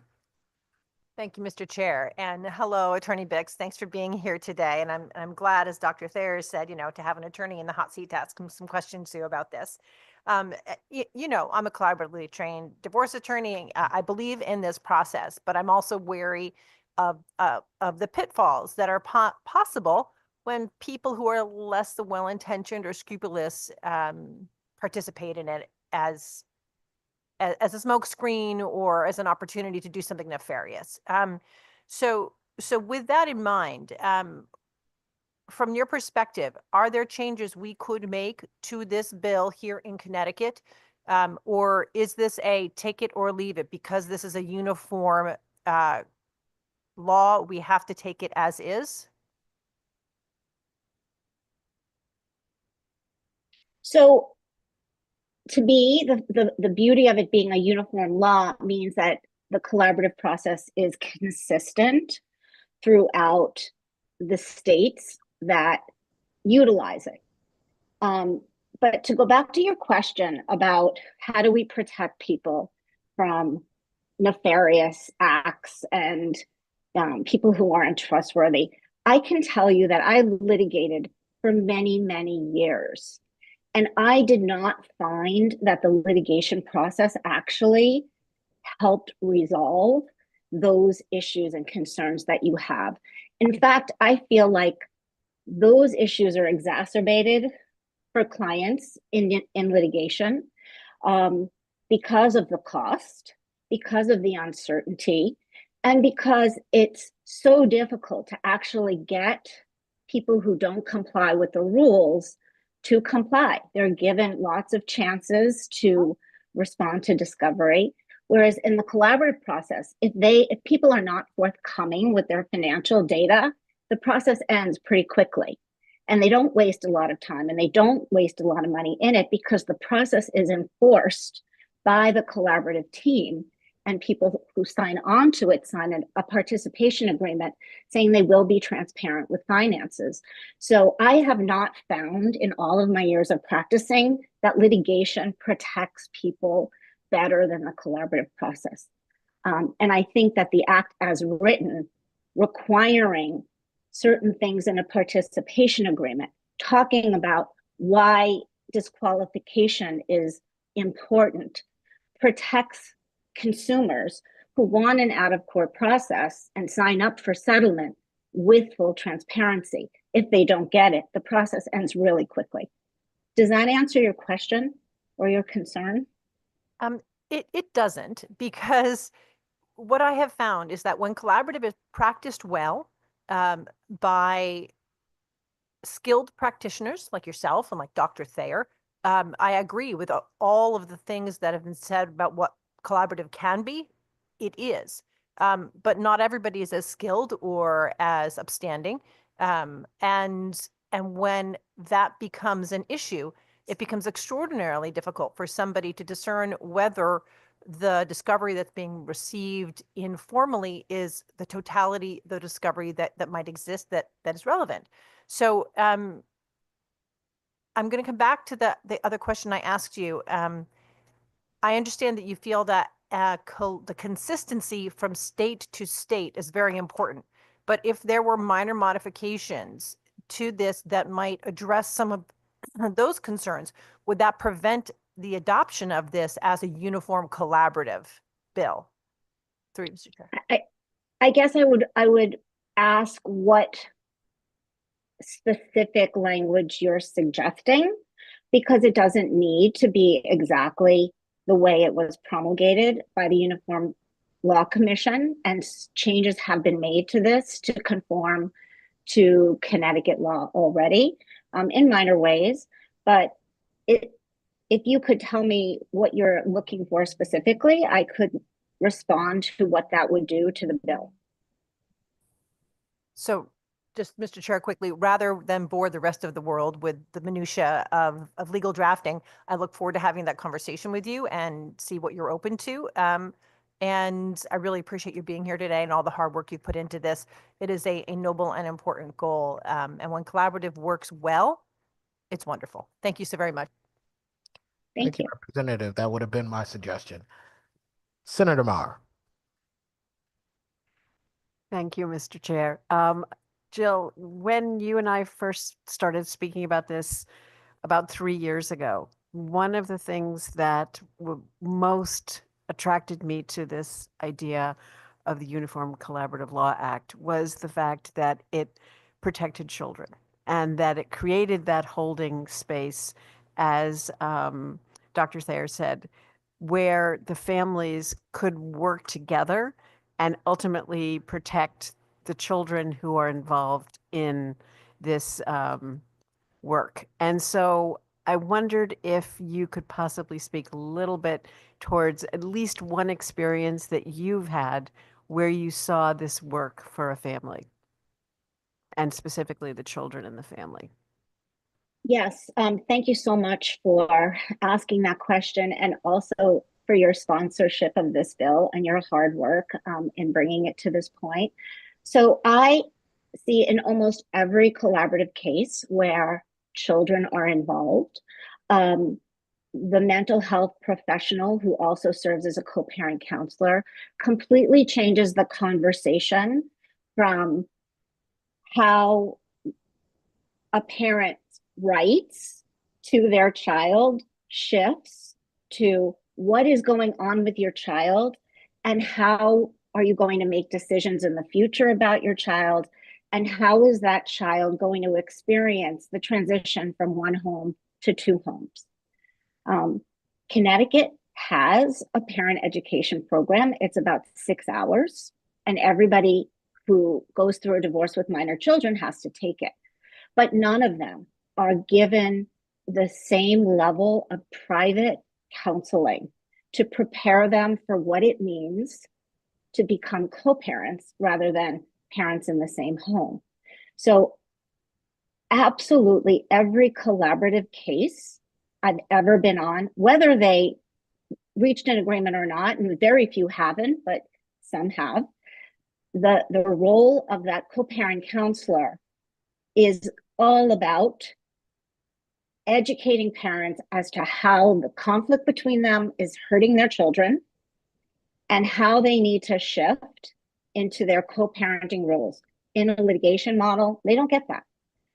So to me, this process, like I said in my testimony, is all about child protection and preventing parents from putting their children in the middle of conflict, which all the research shows is why children suffer when their parents divorce.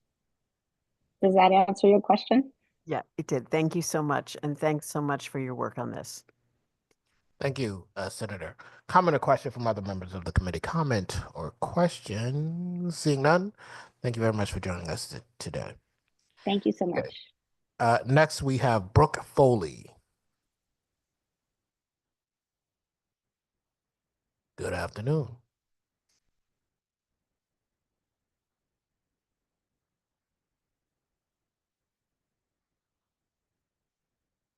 Good afternoon, Senator Winfield, Representative Staffstrom, and distinguished members of the committee. I'm Brooke Foley, and I represent the Insurance Association of Connecticut. I'm here to comment in strong support of House Bill 6969 and Senate Bill 1329, and to comment in strong opposition to Senate Bill 1330. First, the IAC strongly supports House Bill 6969, which clarifies that workers' comp is meant for wage replacement, not a retirement benefit. If a worker voluntarily retires for reasons unrelated to a workplace injury and has no wages to replace, they should not receive wage replacement benefits under workers' compensation. The recent Cochran versus Department of Transportation decision created uncertainty by allowing retired workers with no intention of returning to the workplace to later claim wage replacement benefits under workers' comp. This goes against the fundamental purpose of the workers' compensation system, which is to support employees who lose their earning capacity due to workplace injuries. This bill ensures that workers' comp remains a vital safety net for those who need it without expanding it beyond its intended purpose. We also are in strong support for Senate Bill 1329, a much-needed reform to Connecticut's personal injury laws to prevent a double recovery. Under current law, a plaintiff can recover the full amount of their medical expenses from a defendant, even when those expenses have already been covered by their insurance. This allows plaintiffs to receive compensation beyond their actual financial loss, creating an unfair system that drives up litigation costs, increases insurance premiums, and places undue financial burdens on defendants. This bill corrects this by allowing courts to account for collateral source payments in cases where subrogation rights exist. The goal of economic damages is to make a plaintiff whole, not to create a windfall. This bill restores fairness and efficiency in our legal system. Finally, we strongly oppose Senate Bill 1330, which would weaken statutes of limitations and undermine due process. Under current law, if a lawsuit is dismissed due to procedural issues such as failure to properly serve a defendant, the plaintiff then has an extra year to refile. Under this bill, that would go even further, allow a case to proceed simply because a defendant's insurer receives the summons and complaint, even if the defendant was never properly served. This is a major due process concern. Proper service is a fundamental legal safeguard that ensures defendants are timely notified and can prepare a defense. Shifting the burden to insurers creates legal uncertainty, increases litigation risks, and raises the cost for all parties involved. And we urge the legislature to reject that bill and preserve the integrity of the Connecticut legal process. I'm happy to answer any questions. Thank you. Comment or question from members of the committee? Representative Fazzino. Thank you, Mr. Chair. Attorney Foley, good to see you again. Thank you. Nice and to thanks see for you. your testimony. I know we've spoken at great length about the Cochran decision, which we're having this public hearing now, I think 3 or 4 months after that decision was ultimately published. in December of this past year. But I guess just kind of as a threshold matter, I'm not sure if we've gotten into the underlying facts of Cochrane at all, but maybe you could just provide a general summary for the folks listening at home or just here, and maybe explain sort of the underlying predicament that the Cochrane Court addressed, and why this is a conversation we should be having right now. Sure. So this was about a Department of Transportation employee who he started to work at the DOT in 1967. In 1994, he had a back injury because he lifted a tractor trailer tire over a highway barrier, and then he had a surgery, which was covered by his workers' comp. And then he was in pain and on medication. In 1995, it was determined his injury was compensable, and he was awarded a disability award. In 2003, he decided to elect an incentivized early retirement benefits package that had nothing to do with his his injury. And this was a regular retirement. It was not a medical retirement. And then he testified at a hearing in 2019 and 2020, and those hearings that at that time he had no intention to return to work, and he wasn't collecting any wages at that time. So his retirement did not have anything to do with his injury or any work restrictions. Then he had another surgery in New York State in 2013 that he did not seek any authorization from workers' comp for, but it was for a similar issue, I think. In 2015, he requested the workers' comp hearing to modify his award, and requested total incapacity benefits retroactive to his retirement in 2003. And in 2019 and 2020, as I just mentioned, they held 5 formal hearings at the Workers' Comp Commission, at which he and his wife both testified. And the workers' comp judge found that he was totally incapacitated, unable to work as a result of his 1994 injury based on the language of the statute. Because the language of the statute doesn't mention anything about retirement or if you are collecting wages, and if you're retired when you are come back later. It doesn't mention that. So then the employer, which was the State Department of Transportation, appealed that ruling of to the Workers' Comp Board, and they affirmed the decision in favor of the claimant based on the unambiguous language of the statute, because it imposes no limitations on the ability of a retired claimant to collect total incapacity benefits. And then the state appealed to the Connecticut Appellate Court, which reversed in favor of the employer, and that decision was in August 2023. And then the appellate court held that the language of the statute didn't entitle the claimant to temporary total disability payments because he had elected an early retirement and he had never intended on to re-enter the workforce because it wasn't a wage replacement. He had no wages to replace. So then the claimant appealed to the Connecticut Supreme Court, and the Connecticut Supreme Court held that based on the plain language of the statute, that he was entitled to benefits. And so this bill would clarify that if there's no wages to replace, that the claimant, you can't just come back later when you're not making wages and put in a workers' comp claim. The purpose of the workers' comp claim program is to replace wages. So that's what we're trying to do here. So just following up on that, Attorney Foley, thank you for that summary. So my understanding of the court's sort of central holding is that the plain language of the statute speaks to an injury that results in total incapacity. And they looked at this concept of what results in mean. And I understood it as sort of this chain of causation between the injury and the incapacity. And the court basically said that if there is an injury that directly relates to an incapacity and that entitles you to incapacity benefits under the statute, the inquiry kind of stops there. And they kind of go on to say that if the legislature had really intended to create these sort of specific carve outs for whether it's full retirement, and they address a few other situations for cases that occurred years prior that were adjudicated.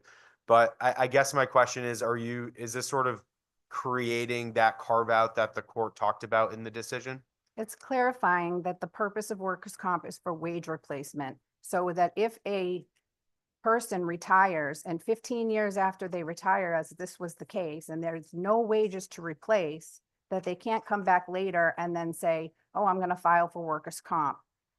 You know, when there's no wages to replace. The whole point is it's supposed to be a wage replacement for somebody that's completely incapacitated and can no longer work. And at the time this claimant retired, he was not incapacitated and he was not seeking wage replacement. It wasn't a wage, it was not for wage replacement because he couldn't work. So that's what the bill is trying to clarify. So I think what I've been kind of going back and forth on, I've read the decision a couple of times. We have this, you know, there are a few other cases that are discussed. There's this liability case, which involved a sort of similar situation in that someone was removed from the workforce after becoming incapacitated. But the wrinkle on that is that they were incarcerated. And basically the court kind of applied this same analysis that the Cochran court applied to, in the sense that, you know, unless there's something related to the injury that sort of disrupts this chain of causation, right?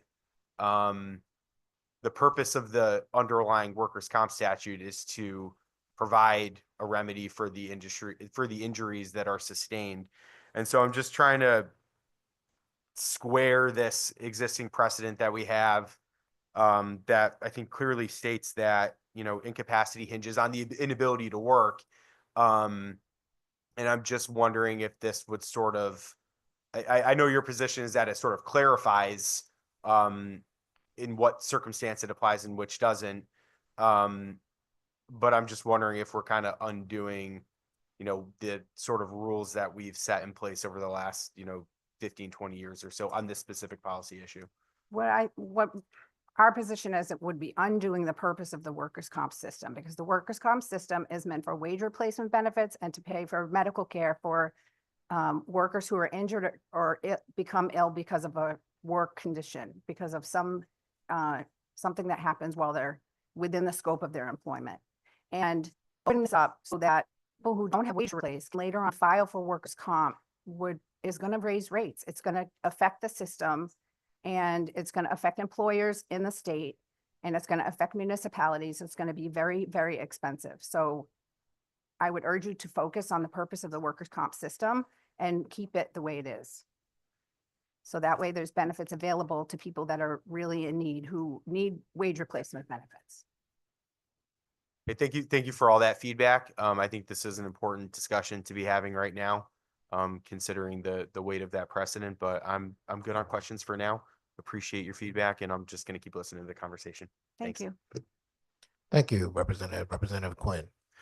Thank you, Mr. Chairman. And Brooke, always nice to see you. Good to see you. Needless to say, I'm coming from a different position on this. You know, and quite frankly, if an insurance company makes the decision to keep a case open, which is what has happened in this situation, rather than settle it, you know, you're on the hook for what happens next. You're on the hook for medical treatment. You're on the hook for an increase in disability, and, you know, you're on the hook for wage replacement. And generally what someone is collecting off of a pension or Social Security payment would be lower than what their compensation rate would be. So, you know, to me, a compromise in this might be that the insurance carrier is entitled to an offset for what they're receiving from Social Security or retirement. But if you leave the case open, you shouldn't be off the hook. And please respond if you'd care to. Our position is that it's meant to replace wages. Workers' comp is meant to replace wages. And so I can't comment directly on whether or not this case was open or, you know, what the situation was that you just commented on, but I guess it would have had to have been open, or there wouldn't have been any way that he could have requested additional benefits. I think he came back to request benefits, but it was like 15 years later after he retired. Right, but if the case had been stipped and closed, he wouldn't have had an entitlement to anything, because that had been resolved at the time that he retired or shortly thereafter. So, I mean, there's no way the case wasn't still open. Because if it wasn't still open, then he wouldn't have been able to get anything that far out after the injury happened. I don't know about that. I can't comment on that, but our position is that workers' comp is supposed to be for wage replacement benefits, and it's not for retirees who retire not and don't have wages to replace to come later and try and get workers' comp benefits. All right. Thank you. Thank you. But I want to make sure I understand this. So, in this case though, was there an initial claim made at the time of injury? So, in 1995, he had a workplace injury and he was awarded disability under workers' comp for 29.5% to the lumbar spine. And the way workers' comp works, as far as I know, is you get a certain amount of weeks of benefits. It's not unlimited benefits when you first have an injury. And I'm sure Representative Quinn can give you much more information on how workers' comp works, because I know he works in that area, but I don't. So I think it's just for a certain a number of weeks. And then he continued to work at that point. He didn't get out of the employment at that time. He didn't retire until 2003. And then at that point, he took an incentivized early retirement benefits package that was offered by his employer, which was the state. And it was not a medical retirement.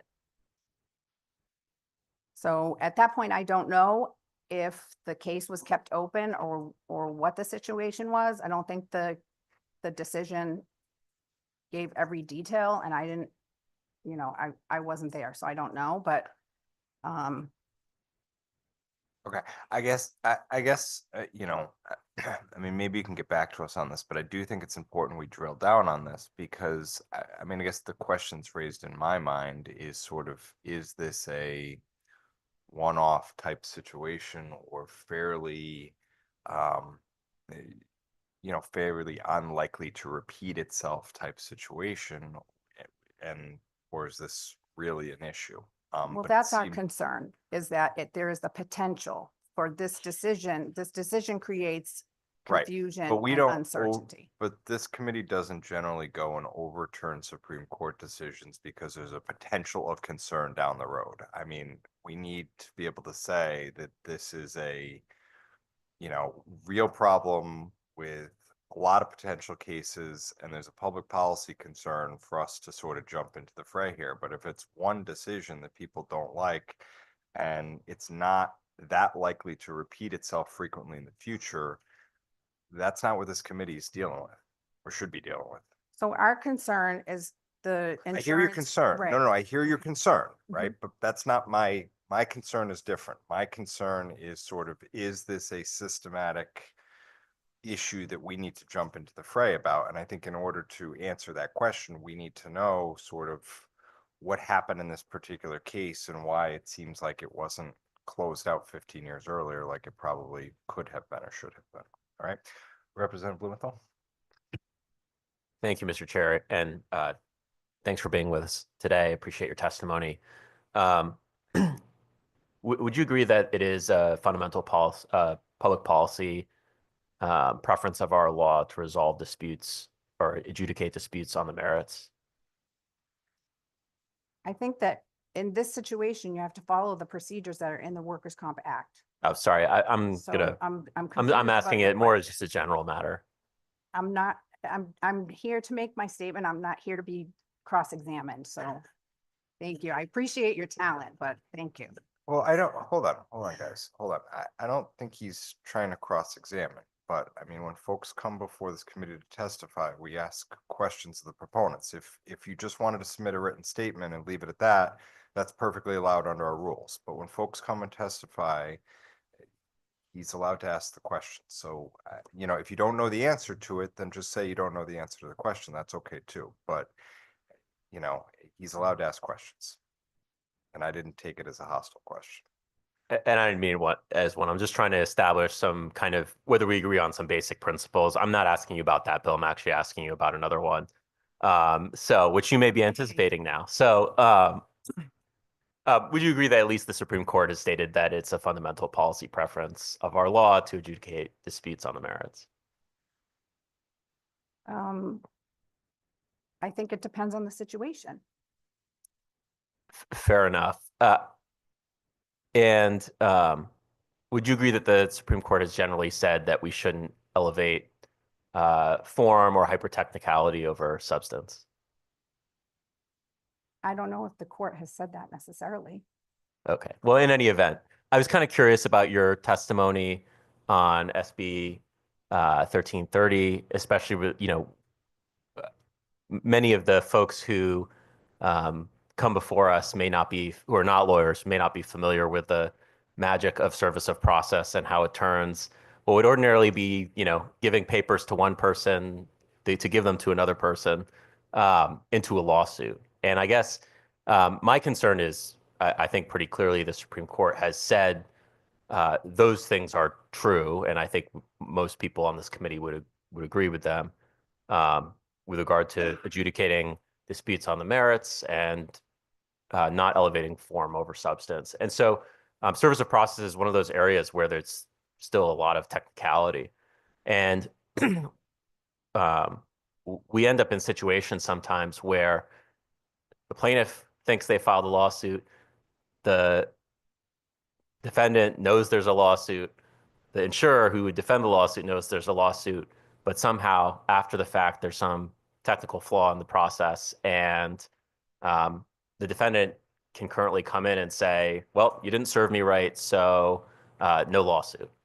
And I guess why, when everybody involved who's going to be a party or working on the lawsuit knows that there's supposed to be a lawsuit, why is this bill, which would fix kind of a technical issue, why would it pose such a problem?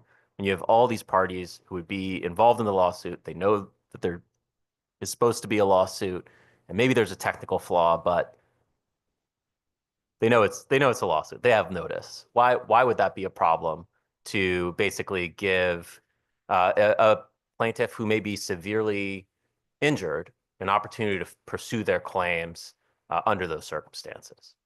So the statute that this bill is directed to is specific to statute of limitations. And under our law, every type of claim that you're going to bring, whether that's a tort claim or a contract claim, has a specific statute of limitations that the plaintiff has to file within a certain amount of time. And this statute, the language of the statute already says that if there's some procedural issue that, and for some reason the case isn't filed properly, then the plaintiff has a whole nother year to file to get it right. And that's already in the language. And what this bill does is it's going even further and saying, well, despite the fact that we have 3 years to file for, this lawsuit, and something got messed up and the person didn't get filed in time, it didn't get served. And so they have a whole nother extra year on top of the regular statute of limitations. So say it's a 3-year statute of limitations. Now they have 4-year statute of limitations. And what this bill is trying to do is say, well, we don't have to serve the defendant under the rules. Instead, we're just going to give this to our insurer. We're going to give this to the defendant's insurer, and that's going to serve as service of process. And we have due process laws and freedoms and rights in our country, and they should be followed. And even though, this bill is purporting to, right some harm to the plaintiff, they've had all of this time already to get this right and file it correctly. And this is just knocking that over and saying, well, they don't need to get it right. We're just going to go ahead and, serve it on their insurer. And it's not proper, and it's not fair to the defendants. And it's not fair also to the insurers to have to now, track down the defendant or figure that out. It's inappropriate. And that's why we are opposed to this bill. I guess my question is, why is it unfair to the defendant? And I would just make one other point, and you can feel free to respond to it. The accidental failure of suit statute, which you've referenced, Right. That's the is statute that we're trying to change here. That's the it's statute in this bill. it's not, a blank check. You have to show that you went through the procedures reasonably. There's a bunch of there's a bunch of cases that are frankly a little ambiguous about what qualifies. And so in practice, it often leads to an entirely separate set of paralitigation around the suit. Why is that a better situation than just allowing the underlying case to go forward if everyone knows that there's a lawsuit? And where's the injustice to the injustice is insurers that or the defendants? Everyone's insurance rates go up because of litigation. And if you make it so easy to file a case against someone else and now they have to defend against that case, and then the plaintiff that filed the case couldn't get it right during the statute of limitations time, the 3 years that they had, and now they have a whole nother year to file again. And now you're going to make it even easier for them to file because they can't figure out how to, actually serve the defendant. Like, at some point you have to uphold the rights of the defendant to have the procedural rules followed in the first instance, instead of just, we're just going to let the plaintiff do whatever they want and go ahead and file against a defendant. And then it's going to cost, money to defend. It's very expensive, as I'm sure you know, as a trial attorney, to defend against a case. And the only thing this is going to do is make it easier for plaintiffs to file cases beyond the statute of limitations when they should have got it correct during the statute of limitations. It's going to make it easier for them to file. It's going to make it more expensive to defend against these cases, and that's just going to drive up everybody's insurance rates. Everybody is always complaining about how insurance rates are so high, but all of these situations drive the rates up. So that's why we oppose that bill, and we are strongly in favor of the first two bills. All right. Thank you for your testimony. Thank you, Mr. Chair. Further, let me just use this example because I think it's a good one. So have you seen the testimony from the State Marshals Association on the accident and failure to file? No, I didn't. Testimony. Sorry. Okay. So they raise sort of this scenario, right?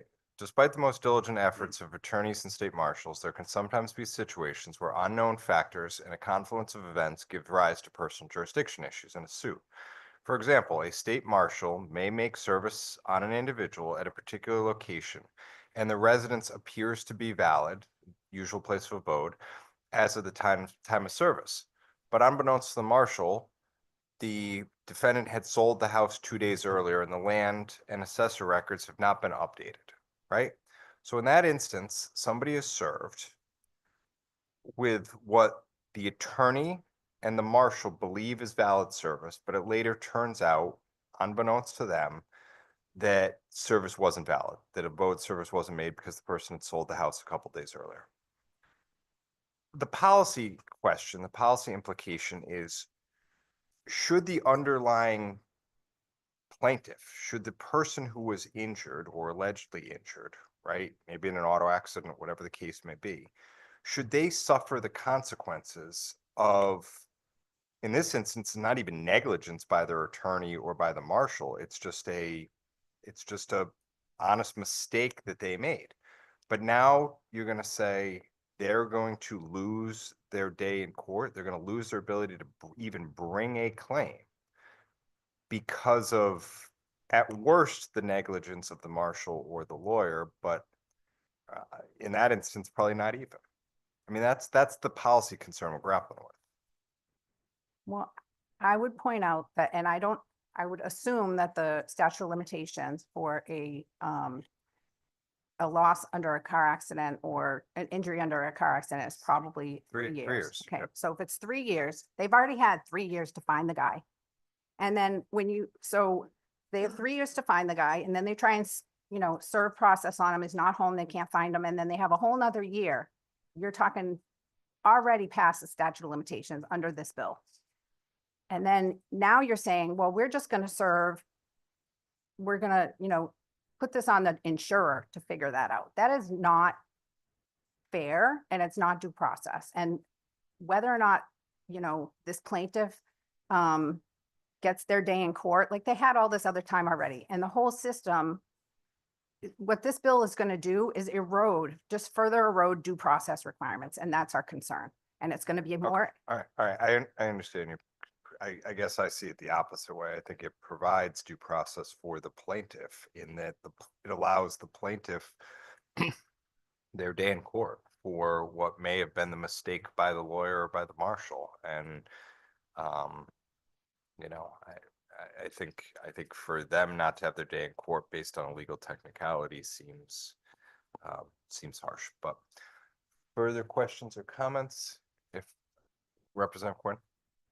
Thank you, Mr. Chair. And just briefly on the 1330 issue, the other point too is that it's not like the insurance company is blindsided by this lawsuit, because it's generally because a claim was already filed, probably in most cases shortly after the accident occurred, and it just got to a situation where the two parties weren't able to agree on a number, so the plaintiff needed to file suit to preserve the statute of limitations. So, I mean,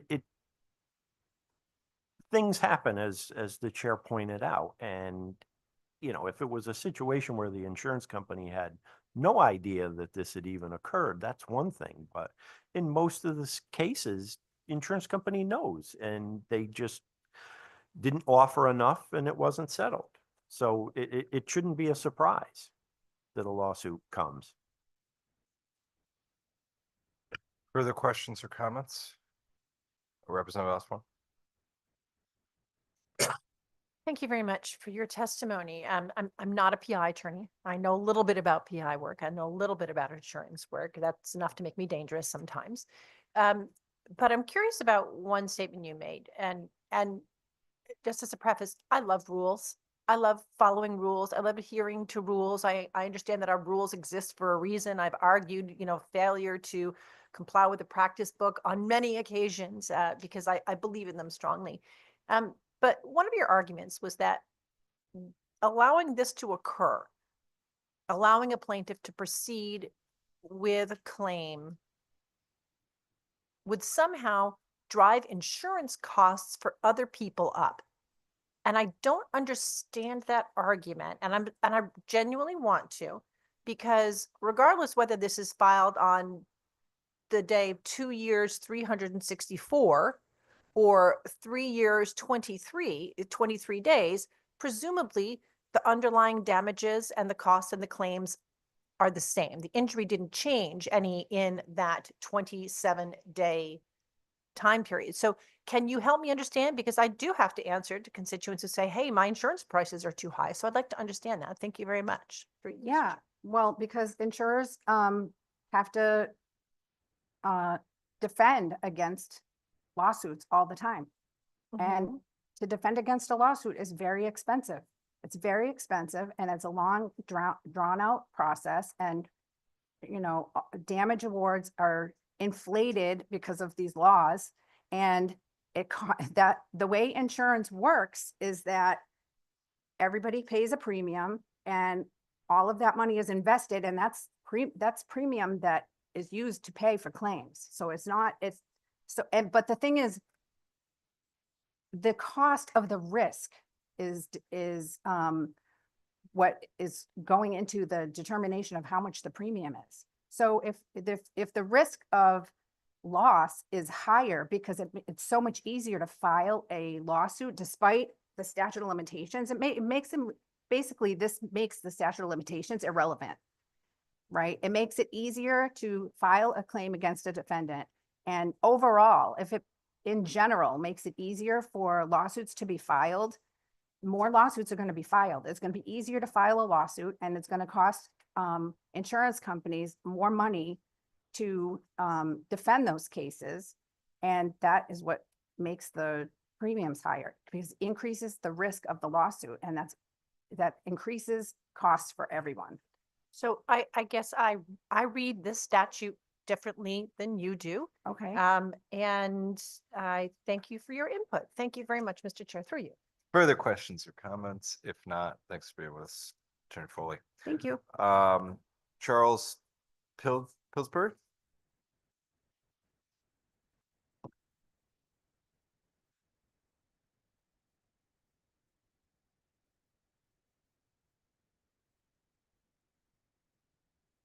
Thank you, Chair Staffstrom and Chair Winfield, and likewise the Vice Chair, Representative Fazzino, and also the Ranking Member, Senator Kissel. Thank you very much, and thank other members.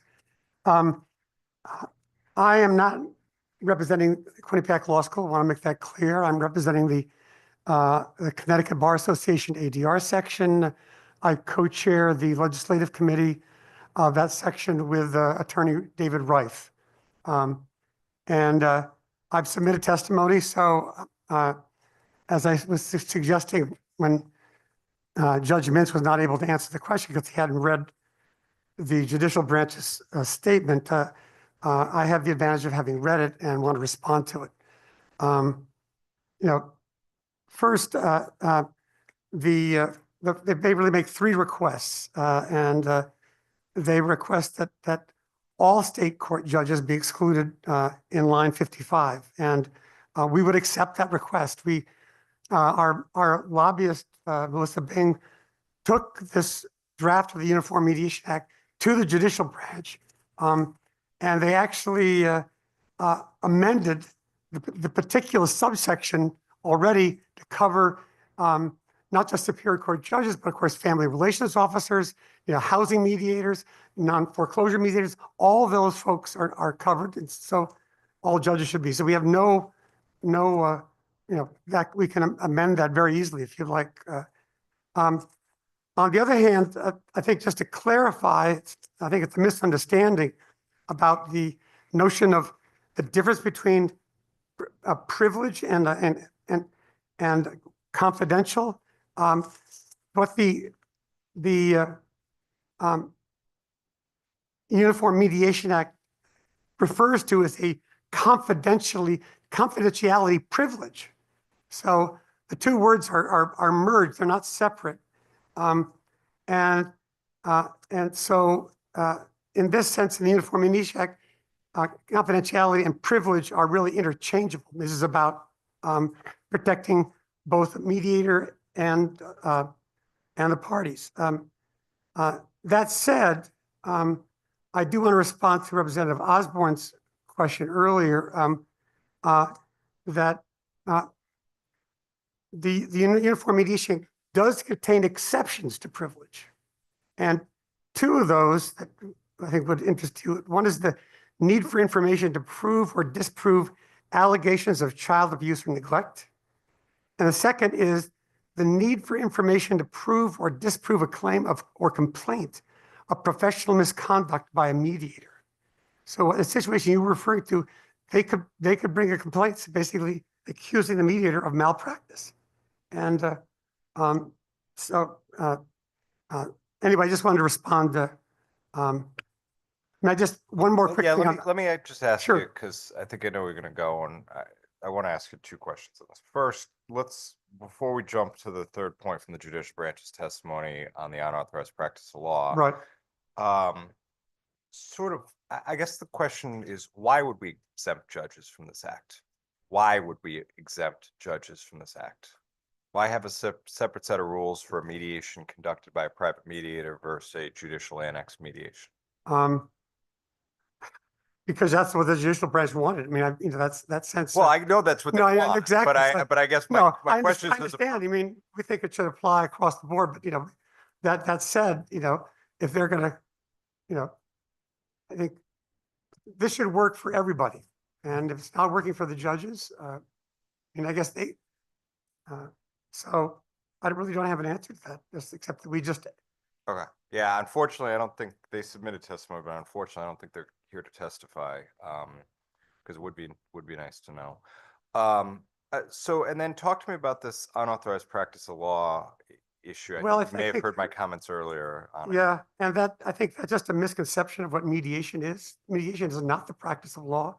A mediator is not practicing law. The parties to the mediation are not practicing law. It's very common, as was pointed out by Judge Mintz, that particularly, give an example, when one of the parties is disabled, particularly if that's their mental disability, they should be accompanied by somebody who can, say it's a landlord-tenant case. There should be somebody there who can help the party, explain to the mediator why they think they should reach a different, settlement. So I think they're just, I think, for whatever reason, they're sort of putting the unauthorized practice law into the practice of mediation, which is, it's like, oil and water. They don't belong together. Okay, yeah, I mean, because I think that's an interesting point, because going back to sort of the first point about exempting the judicial branch, I think, maybe I'm wrong on this, but when you file a landlord-tenant matter in Connecticut, you're required to go to mediation. It's actually written in the statute that before you can get a hearing, you have to go to mediation. And the housing mediators, I don't think are attorneys in Connecticut, or at least not all of them. Yeah, that's why there's that, we put in that to protect those mediators. Right. So it strikes me that we have people who are doing mediations who are not lawyers, but then we're going to sit there and say to bring someone with you who's not a lawyer to help you in that mediation is then engaging in the unauthorized practice of law by the person who's sitting there helping someone through the process, but not the person who's actually conducting the mediation. That doesn't make a whole lot of sense. No, you're right. You're right. I agree with you. Okay. Um, Further questions or comments? Representative Osborne. Thank you, Mr. Chair, and thank you so much for being here. I had a couple of questions, but I first wanted to circle back right away before I forgot about it to your comment about being able to bring a malpractice action against a mediator. But if the mediator is not engaging in the practice of law in the context of the mediation, what is and although there are many attorney mediators who will draft a mediated agreement for the parties, and so in that context they are, although they're not representing either party, in what context can somebody who is not represented by the mediator, what is the malpractice? The you didn't inform us of what a judge might have done? Please help me understand that. Well, I think, your question, I think, was concerned about protecting parties who'd reached an agreement where there was an imbalance of power. Sure. And so I think that mediators do, as Judge Mintz pointed out, work very hard to make sure that and often use caucuses just so that particularly in cases, family matters, or particularly involving domestic violence, they don't even have the parties in the same room. But again, if somebody, say it could be sexual harassment. The confidentiality is not. There are exceptions to it. And I just wanted to point out that the Uniform Mediation Act allows for those exceptions for people who feel like they were somehow treated badly. I think they can make a claim. Thank you very much. Through you, Mr. Chair. Yeah, Charlie, good to see you. I just wanted to thank you, Senator. just say it's good to see you interacting with us in your capacity today and in every other capacity that you interact with us here at the General Assembly. It's always good to see you. Well, thank you, Senator Whitfield, who is my senator. So I appreciate your representing me here, even on this committee. So with that, thank you very much. Always good to have constituents here and keep them happy. That's why I got to keep this moving, because mine's still sitting in the back. I know, there exactly. waiting, so. On the same topic. On the same topic. Thank you for being with us. Steve Kennedy will be next.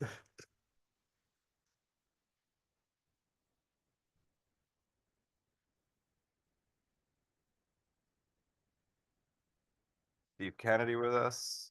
Okay. Judge Strickfass.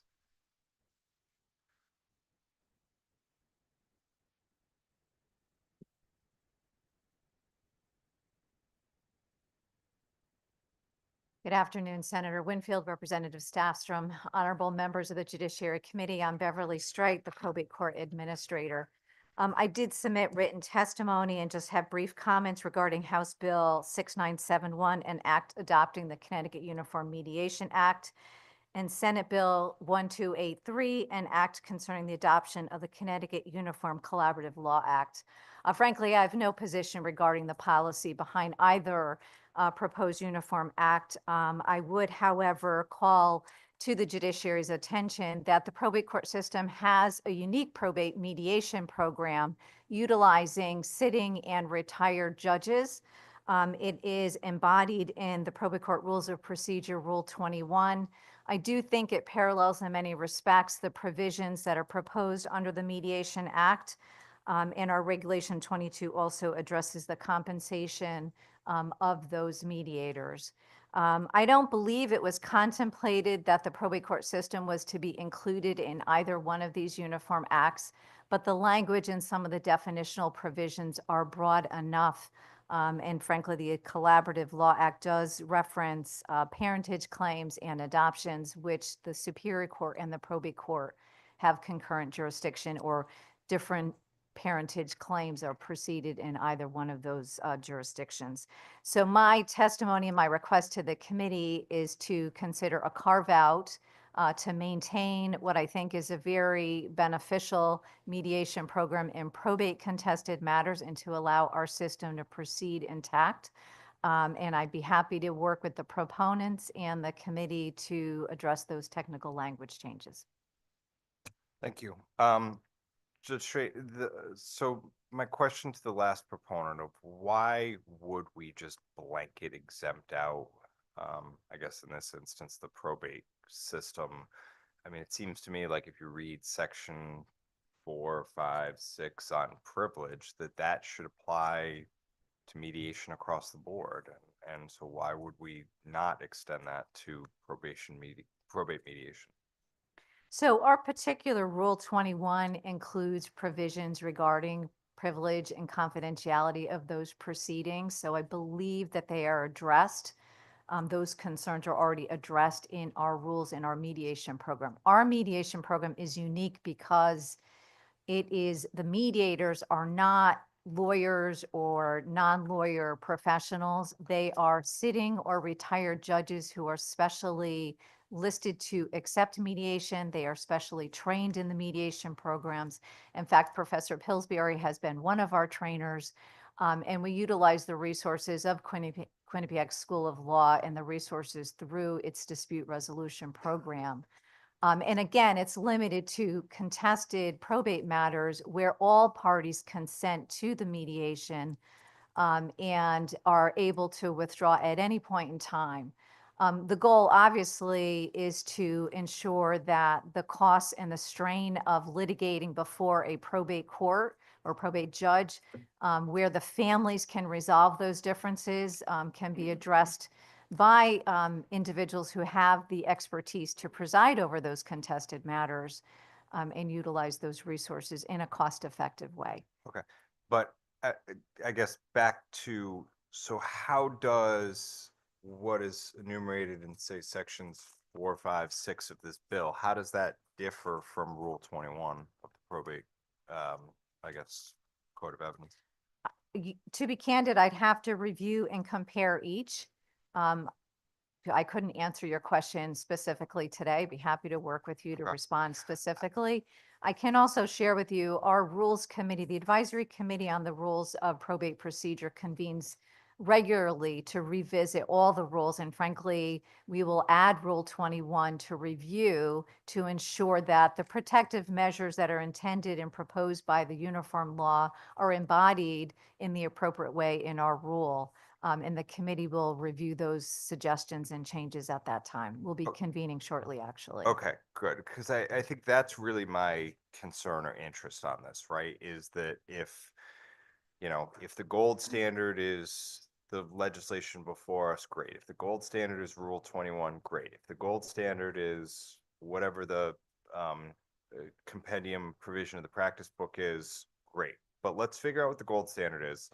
Let's codify that so that practitioners in the state are not dealing with 3 different sort of processes, right? And that somebody who may mediate cases before a judge one day and then before a private mediator the next day, and then a week later ends up in a probate court mediation, is not sitting there as a practitioner saying, oh, gee, I've got 3 different standards. I've got 3 different rules. We're a small state and we should be able to figure this out. Whatever the gold standard is, let's codify that. It happens every year where we pass legislation, and then whether it's the judicial branch or you guys need to go back and amend the practice book to sort of conform with the statutory changes. But let's put it in statute, and you guys can make your rule changes to meet up with it. But I want one sort of uniform standard across the state. I absolutely embrace having the gold standard in the probate court system, and I'll certainly work with the committee and the proponents to make sure our rules mirror those high standards. The bills as proposed provide for a different type of mediation in terms of who conducts the mediation and necessarily the consequence of that. And it was not presented to our system to review in anticipation of this proposal to the legislature, but happy to work with the proponents in the committee to make sure that we have parallel and uniform provisions, whether it's mediation in the probate court, which again is unique because it is limited to judges and retired judges conducting the mediation as opposed to a private mediation or other sort of mediator. I get that, but I guess what I'm thinking of, and admittedly, I don't do as much work in probate court as superior court, but I mean, so often, right, you go in for a pretrial conference and a judge, whether it's the judge who's going to hear the case or it's another judge, sort of starts to engage in some sort of discussion with the parties. Hey, can't we work this out? Where are you guys on things? Where are you guys, right? And you get to a certain point where the judge says, all right, I got too much other stuff going on. Either you're going to go talk to Judge Smith down the hall, who's retired, who's a JTR, and he's going to schedule a date with you guys, and you guys are going to work it out. Or if you want, why don't you go and hire Judge Mintz to mediate this privately, right? And the parties make that decision who they're going to go to. But I guess where I'm at as a practitioner is whether I'm sitting there with a judge who's pre-trying the case, who may be the PJ in the district, or whether I'm getting sent down the hall to the JTR, or whether I'm meeting with Judge Mintz a day later or a week later, I would think that when it comes to the standards involving the confidentiality and the privilege associated with those discussions, because oftentimes, like at least in my practice, I see it where we may start, like I said, with a judge of the superior court, and then it just, because of the complexity of the case, because of the time involved, we get sent to private mediation. So that's almost a continuation of the pretrial or the efforts done in the court. It's not as clean as you've got a courtside mediation and then you've got private mediation all the time. So I don't want different sets of rules. I want one set of rules. I appreciate the commentary. In the probate court system, we do not conduct pretrial conferences. Although in a contested probate matter, there are times when a judge may encourage resolution amicably by settlement. They don't necessarily conduct that settlement conference and attempt to do that. Should there be such a limited conversation, that judge typically would then disqualify themselves to hearing the matter if it didn't resolve. The mediation program in the probate court system is where the parties actually mutually agree in writing, and then they select a specific mediator that is listed. There's a list of mediators. Only specific probate judges and retired judges are on that list. And it's party controlled. The probate judge on the contested matter does not say you have to go to mediation, you must talk to them. It is suggested as an option to avoid a full evidentiary proceeding in the probate court system, but it's not. Pretrial conference, as in superior court, is really not the normal process that is conducted in a probate matter. So to that extent, I think it is different as well. But again, I share your concern that for attorneys who are practicing, having a uniform approach across the board, regardless of the judicial forum, makes sense. Many of the litigants in probate court matters are family members against family members and often are self-represented, which is why the probate mediation can be particularly beneficial to preserve, frankly, family ties as well as resolving the underlying family dispute by a probate judge or retired judge who's familiar with the law as well as sometimes those family dynamics. But again, happy to work with the committee and the proponents to make sure that we're all on the same page. Appreciate it. Further questions or comments? If not, thanks very much. Thank you. Brad Nail will be next. Thank you, Mr. Chair. Can you hear me okay? Yep, go ahead. Great. Thank you, chairs, ranking members, and members of the Judiciary Committee. My name is Brad Nail. I represent Uber on public policy and regulatory matters, and I appreciate the opportunity to speak in support of Bill 1329. I hope it helps the committee to offer a perspective from other than an insurer or medical provider, but also in support of the bill, or a trial lawyer in opposition to the bill.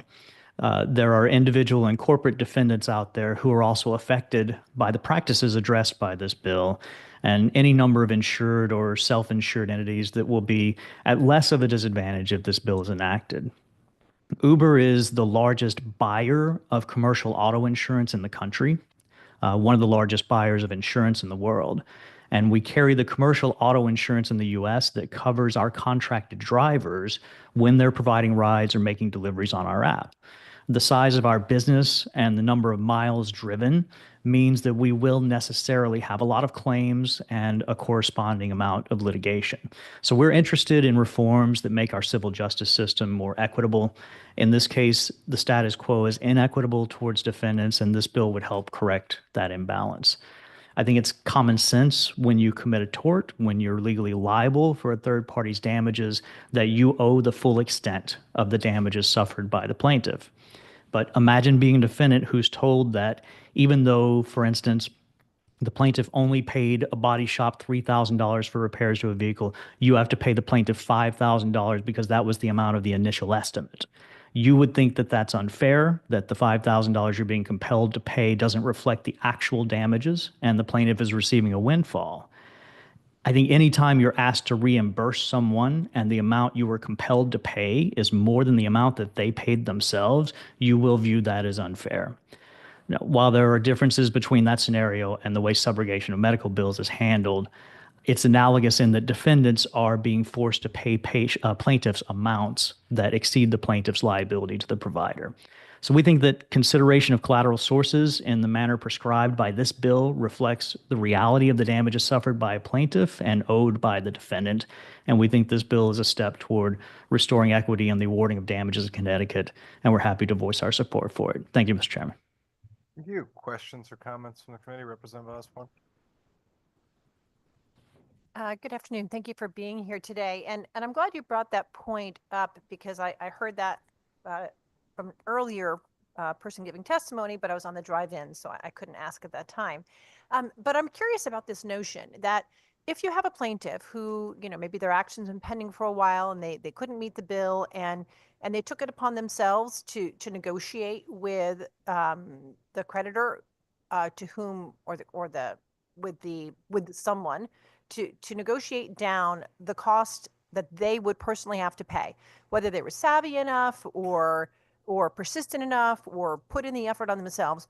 Why should the payor, the person who did the damage, benefit from the plaintiff's negotiating efforts and savvy technique more so than the plaintiff? Why shouldn't the plaintiff be the one who's the beneficiary of that under that? Thank you, Mr. Chair. Through you. Thank you, Mr. Chair. I think in whether it's settlement or whether it's calculation of a verdict from a jury, we consider liability on the one hand and then we consider the damages on the other. And I think we purely look at the economic damages suffered. And to quantify those economic damages, what is most important is the amount that the plaintiff is compelled to pay, the amount that the plaintiff owes. That's the true amount of damages that the plaintiff suffered. So in just trying to view it neutrally without regard to who determined how much that was or any other factors like that, I think that the amount actually owed or paid is the correct amount to be adjudicated. Thank you. Further questions or comments, Representative Quinn? Thank you, Mr. Chair. And thank you for being with us. Uber drivers, are they employees or independent contractors? They are independent contractors. And they're driving their own vehicles, correct? That is correct. Yes, sir. Okay. So how does your auto insurance work then?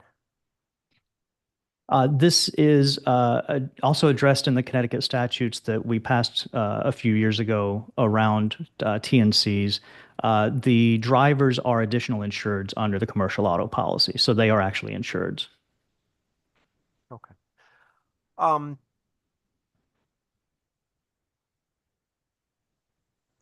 No more questions. Thank you.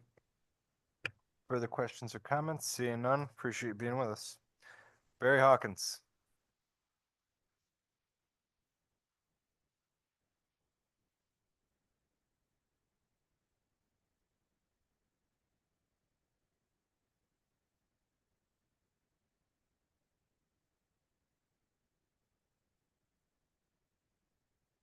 Thank you, Chair Safstrom, Ranking Member Kissel, members of the committee. My name is Barry Hawkins. I am a resident of Bridgeport, Connecticut. Actually reside in the district represented by Representative Safstrom. I am of counsel to the law firm of Shipman and Goodwin. I practice in the Stamford office, and I'm here in support of SB 1283, the Collaborative Law Bill, HB 6970, the Uniform Commercial Code amendments, and HB 6771, which is the Uniform Mediation Act. I'm here in two capacities, wearing two hats. One is the Uniform Law Commissioner for the state of Connecticut for the past 26 years. And I'm chair of the legislative section of the Connecticut delegation, to speak primarily and often for the Uniform Law Acts. I'm also here as past president of the Connecticut Bar Association in the years 2012 to 2013. And there I'm supporting the decision of the Connecticut Bar to sponsor through its sections all three of these uniform acts. My written materials are longer than they are normally, and they're divided into two parts. They're a little bit different than I usually do, primarily because of the 12 acts that you have before you on your agenda. 3 of them are uniform acts this year, and I thought that it would be a useful time to give you in writing a section which goes on for several pages explaining what the Uniform Law Commission is, what its role is in the state of Connecticut, what its role is in the in the scheme of federalism in the federal government, and it supplies the connecting laws between the federal government and those which are delegated in our Constitution to the states. And the Uniform Law Commission has that job since 1892 of providing well-drafted, nonpartisan uniform acts that can bridge that gap between state law and federal law.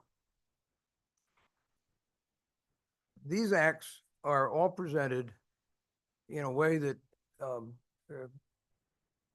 calls them uniform, and that question often comes up in my testimony. Why are these uniform? Why do they need to be uniform? What happens if they're not uniform? And can they be amended in a way that doesn't make them uniform? And so I thought that I would address the second half, is also addressed in my written testimony, but I thought I would respond particularly using one example, and that was the Uniform Mediation Act, the example that was just brought up about why do we have, and can we make changes in these laws that will make them still not perfectly uniform, but uniform enough so that they are considered substantially uniform by the Uniform Law Commission, and therefore can be supported nationally and are similar to the laws that are enacted in other states. The word uniform really is a very wide-ranging word. Barry, let me the bell rang there. Let me ask you a couple questions. Talk about on the importance of uniformity. I mean, you just heard sort of my colloquy with the probate court administrator, sort of in terms of as a practitioner, what it means to have three different sets of rules. Essentially, if I do private mediation with, you know, I'll keep picking on Judge Mintz because he was here earlier today, but say I hire Judge Mintz as a private mediator versus if I'm doing a mediation in probate court versus superior court. You know, do you want to pick up on that and sort of comment using that example on uniformity? I'd be happy to do that. That's exactly where I was going if I had more time. And part of the origin of the Uniform Mediation Act within the Uniform Law Commission was the observation by a number of our constituents, which are the state legislatures of the 50 states of the United States, plus Virgin Islands and District of Columbia and Puerto Rico. They had raised with us, and our research confirmed, that there are over 2,500 separate statutes in the United States dealing with privilege and confidentiality and mediation rules and what can be done and what can't be done within the realm of mediation, pointing out that having a uniform set of rules would be very, very helpful so that states would have some ability to provide a statutory frame within which a mediation could be conducted. Going particularly to the example that you just had with the probate administrator, we'd be perfectly happy to have the probate administration special rules of mediation for their use. That seems to me, and I have not read their rules, I have not been privy to seeing what that rule of 21 looked like, but assuming that it is a good, well-drafted rule, it sounds like the whole framework of having a probate administration works well. Why should it be better to have Uniform Mediation Act? Because one set of rules governing things like privilege, which are going to be enforced elsewhere, would be very helpful. Let me give you an example. If you had a retired probate judge who sits as a mediator and he conducts that under the rules of Rule 21 that she just mentioned, and there is a failed mediation, it does not work, and the parties go to court. And of course, in probate court, as we know, the probate judge makes a decision, and if you take an appeal from that, it's a trial de novo in superior court. You go on to start all over again, and many of us have used probate court proceedings to be a form of discovery in which you can find out a lot about the other side's case because you know you're going to end up in regular court. So there's a failed mediation. The retired probate judge, either a panel of them or one single judge, conducts a mediation and it does not work. The parties end up going to court. They have a probate decision, and then they end up in superior court with a real Donnybrook about how to end up resolving the issues that they have in their dispute. That could lead, and probably would lead, to a person representing one of the participants in that superior court litigation subpoenaing the probate judge or the retired probate judge to come in and talk about why did this mediation in probate fail? Who acted badly? Who acted well? Did somebody screw up the mediation so that it didn't work? Were things said or were with inappropriate statements made without evidence? All of that could be in either open court or it could be in deposition prior to the actual trial of the probate court appeal. Now we're faced with a question of privilege. Does the witness, in this case a retired probate judge, no longer a judge, a private party, acting on behalf of these sets of rules which have been promulgated by the probate administration, is that a privilege that keeps him from being able to testify in court? Under the Uniform Mediation Act, if we had the one set of rules governing all these different types of mediations, that would be clear because that's a matter of state law enacted by this legislature. And that privilege then would be uphill. And obviously sort of the companion of that is if you had, a case that spans several states. I've got a couple of my cases right now where you've got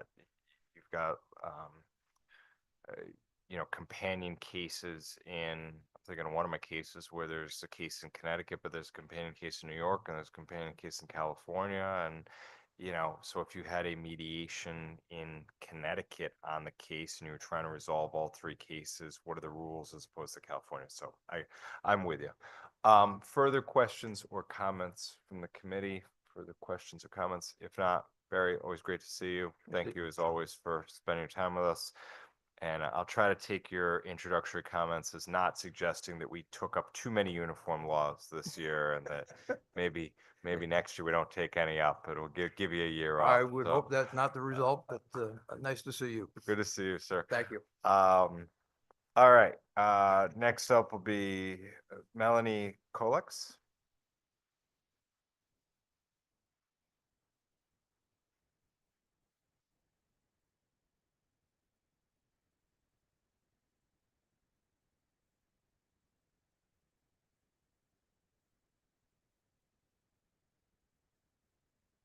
Good afternoon. Representative Staffstrom and members of this esteemed committee. My name is Melanie Kolick. I'm legal counsel for the Connecticut Education Association. And in my role as legal counsel, I represent thousands of public school teachers across Connecticut. I'd like to talk to you a little bit today about why I'm in opposition to House Bill 6969. So in addition to the written testimony I've provided, I'm just going to hit briefly on a couple of points and also try and answer some of the questions and concerns that your committee has already raised today. First, it's been argued that by those who support this change, that payment of wages after retirement is a disruption of the status quo. We haven't seen that this is a disruption. This has been a law that's been in place for decades, working quite well. Representative Staffstrom, you mentioned earlier about the Cochran and Martinelli cases. I'm happy to provide a briefing to you with the specific facts. I wasn't claimants counsel on those cases, although the CEA with the Connecticut Alliance of Retired Teachers did file an amicus brief, which the Supreme Court relied upon in their decision. So I'm happy to provide that to the extent it's helpful. So I do feel, though, that by enacting this change, we're undoing a lot of the rules that we have set in place, and it also sets on its head how we handle certain types of workers' compensation claims, like occupational diseases, which may not manifest itself for many, many years. So the proponents of changing this unfair statute also say that a person who elects to retire and has not worked since retirement has suffered no loss of earnings and therefore should not be entitled to disability benefits. That's simply not the case, because it wrongly assumes that once retired, individuals won't ever work again. Well, that's pretty shameful for our senior citizens. I know many of our teachers that go on after retirement and continue to work in some capacity. For teachers, as you all know, pursuant to Connecticut General Statutes 10-151, teachers can be terminated for not being able to perform the essential functions of their job. So in many instances, teachers that I've represented were forced to retire in lieu of termination, who wanted to continue to work, who wanted to continue to teach, but for the disabling workers' compensation injury. So this change would mean that once they are forced out of a profession they love, to no fault of their own, they cannot collect workers' compensation wages either. So additionally, being forced out of their profession means less money into their teacher pension. There's also numerous offsets for all sorts of different type of employees across our state already built into statute. They're built into collective bargaining agreements. I could just mention one briefly, police and firefighters. There's a reduction in their disability or even their regular retirement benefits that are offset by temporary total benefits. So for those reasons and many more, that's the reason why we're opposing 6969. So it sounded like you wanted to address sort of my question before, and I don't need the Sure. entire 40-minute dissertation on the case. I think you could spare Yeah. us all of that. But I mean, kind of listening to this and having briefly looked at the case, I mean, it seems like the situation in the case was fairly narrow and fairly unique and struck me as something that is not likely to continuously repeat itself in a bevy of cases. So, you know, where we're asked generally where we're asked to overturn a decision of the Supreme Court, what we're looking at is, okay, here's this novel issue that hasn't come up, which this just doesn't strike me as something that's novel. Right. That if we don't fix, it's going to create this huge public policy panoply. And so take it from there. And am I Sure. right? Am I wrong? Yeah, I think you're right on. And I can only say that because, well, I've represented respondents and now I represent claimants in our injured teachers, but we just haven't seen that. There's no evidence of that. There's no one that's come here to testify that rates have gone up or they're exponentially going to be spending more money on temporary total disability benefits. Only that it's unfair and that, we're clarifying that, this is for wage replacement, not.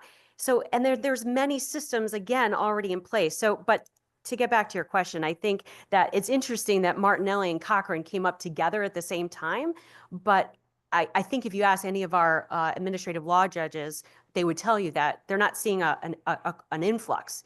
I think, frankly, there was more of an influx after the appellate court decisions came out, where insurers were quickly filing what we call Form 36, a discontinuance of benefits, saying, oh, your teacher voluntarily retired. They were forced out. Your teacher was voluntarily retired, and therefore we are seeking to discontinue benefits. I think there was more of that than the opposite. So I do believe that those were, I don't want to say one-offs, but it's not something that, at least in talking with some of the colleagues, you heard Attorney Civitello speak earlier on this, we're just not seeing an uptick of that. All right. Further questions, Representative Fazino? Thank you, Mr. Chair. Just more of a comment than a question, I guess. Just to your point about occupational diseases and them potentially manifesting later. And also, the fact that there are some individuals who retire and then maybe change their mind 2-3 years later down the road. And so I think, it's interesting. I was taking a look at the partial disability statute as well, which is 31308A, which is the chapter immediately after this chapter that we're discussing today and that the Cochran decision addressed. They have a very clear standard of a willingness to work and a willingness to participate in the workforce. And the statute we're looking at today is noticeably silent on that issue.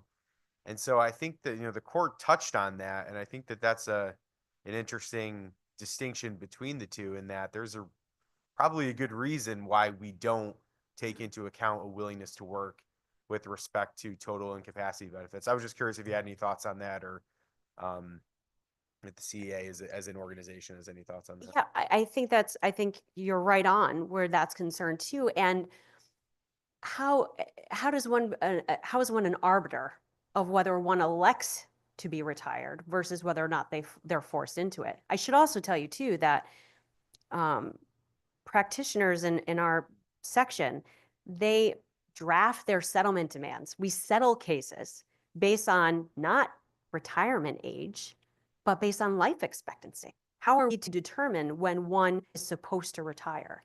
And, gratefully, the set of injured workers, these teachers that I represent, they rarely are just, we're retired and we're not going to do anything anymore. They're out in the workforce, they're in our schools, they're still assisting. So I think that this change very unfairly disadvantages and takes some account of the fact that, just because you're retired, whatever age that may be, from 55 to 85, it disadvantages you because it assumes that you'll never work again. And I should mention too that, and Attorney Civitello touched on it before, is that our administrative law judges do an excellent job of deciding whether or not at that time the injured worker should be receiving those benefits and is entitled. And it's not something due to natural aging or just a degenerative process. That's why they're there. And I haven't heard anything about the fact that, that the way that they decide cases is being called into question. Just one last clarifying question. So, it seems to me that the case law is pretty uniform, falling on this chosen policy directive that unless the statute is very clear in sort of assessing when this chain of causation is disrupted, they would say. And so I guess my question just on the general sense is, so for CEA specifically, is it kind of the organization's position that we should just kind of keep with the status quo and follow the existing case law and just not rock the boat with respect to changing what policy the statute is sort of landing on? I think that the Supreme Court's reasoning was excellent. I don't think that anyone should overturn not only their decision in these recent cases, but the progeny that led up to them coming to the conclusion that they did, and the interpretation of the statute, and the way that this statute has been in place for decades without issue. So yes, it's our position that don't fix what isn't broke, but it's working quite well, and there will be a significant disruption, I feel, in the way that we operate for all different types of injuries, for all different types of injured workers, if this change was made. Thanks for your testimony today. I appreciate your answers. Further questions or comments, Representative Quinn? Thank you, Mr. Chair. I mean, 6969 really is a solution looking for a problem. And I mean, and I agree with you as a practitioner representing claimants that this is not a major issue. And furthermore, in order, whether you want to work or not, if you're totally disabled, you can't work. And it's a doctor saying that you can't work. And as I indicated earlier, I mean, if the insurance companies are concerned that this is going to be such an issue, then settle the case. And, you know, so they're taking advantage of their ability not to settle cases by now creating rules that not only do they not have to settle it, they don't have to pay anything afterwards. I would have to agree with you, Representative Quinn. Anything else that we're missing on this one? I mean, it seems clear as day to me, but I admit I have a bias.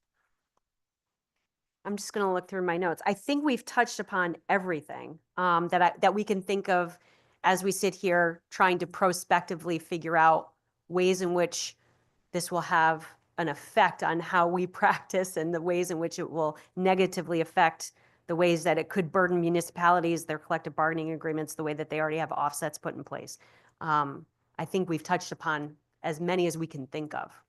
And to the testimony of those colleagues of mine who are in court today who couldn't be here, Attorney Karen, Attorney Morrissey in their office, please read their testimony as well, because they have a different perspective for the types of injured workers that they represent. Okay. Thank you. Sure. Further questions or comments? Seeing none, thanks for being with us. Thank you. Peter Brown.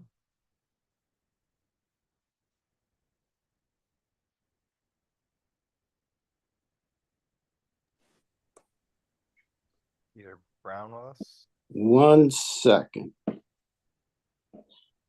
Okay. Good afternoon, Senator Winfield, Representatives Staffstrom, and distinguished members of the Judiciary Committee. My name is Peter Brown, and I am a member of the Board of Directors of the Connecticut Campground Owners Association, as well as the former owner of Lone Oak Campsites, a privately owned small business in North Canaan. I have submitted written testimony in support of HB number 6982, an act concerning liability for injuries inherent in camping while at a private campground. We feel this bill takes into account the needs and considerations of both campers and campgrounds in the event of an injury. It recognizes that there are inherent risks in the camping experience, in addition to acknowledging the need for providing a safe and an environment as possible. We look forward to your support, and thank you for all your hard work on behalf of the citizens and small businesses in Connecticut. Questions? Thank you. Questions from the committee? Questions from the committee? Seeing none, thanks for being with us. John Piscopo?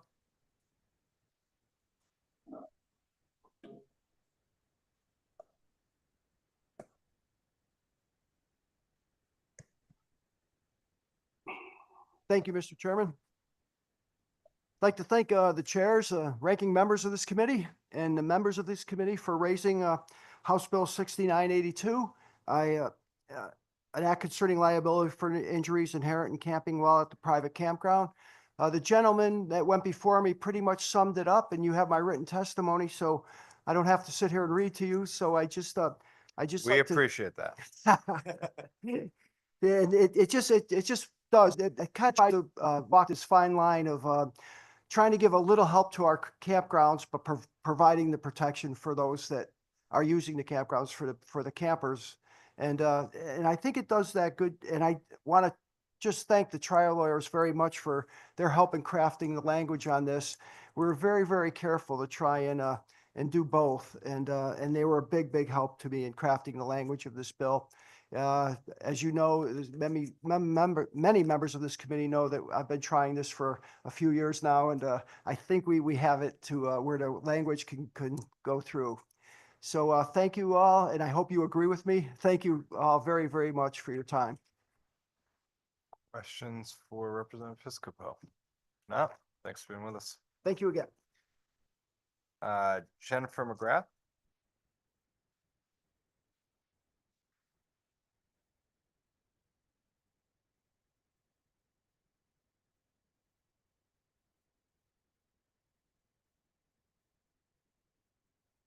Good afternoon, and thank you to the committee for giving me an opportunity to address you today.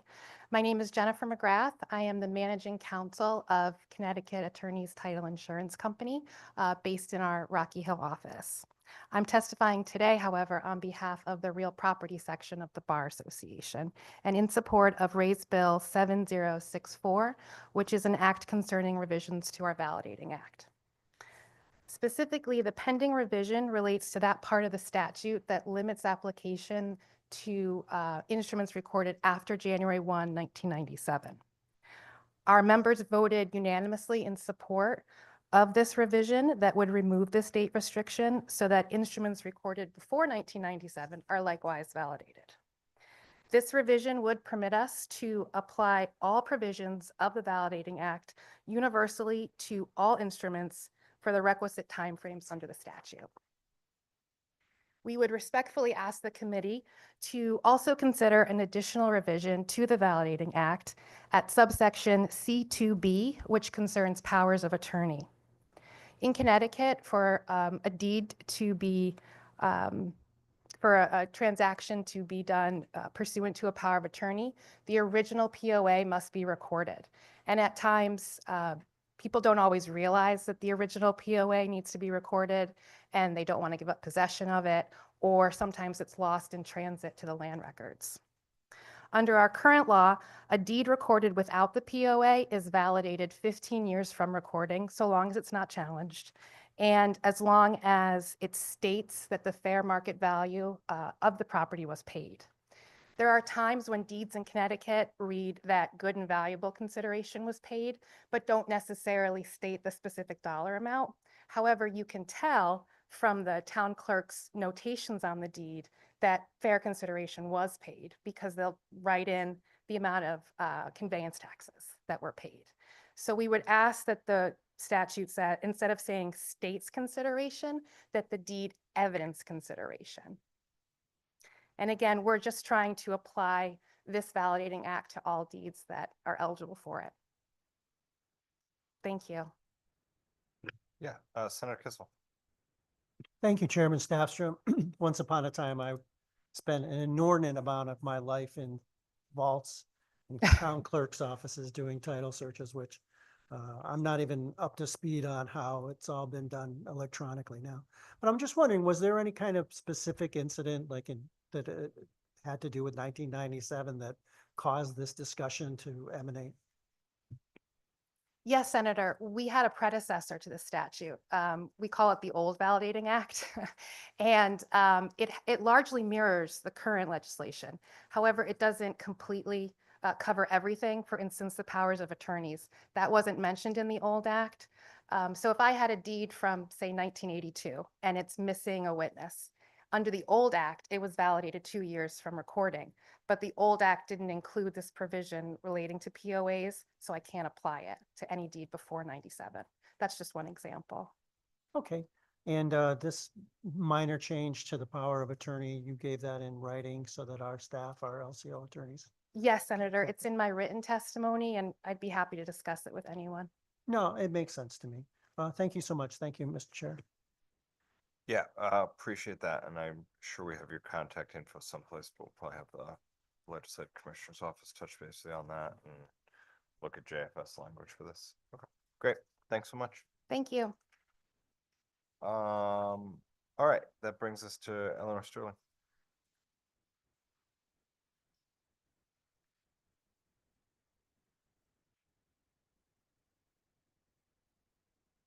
Good afternoon, Chairman Staffstrom, Senator Kissel, honorable members of the committee. My name is Eleanor Sterling. I am the current president of the Connecticut Trial Lawyers Association and a partner at the law firm of Koskoff and Beater in Bridgeport. I'd like to speak in support today of Bill 6968, juror compensation, and 1330, accidental failure of suit.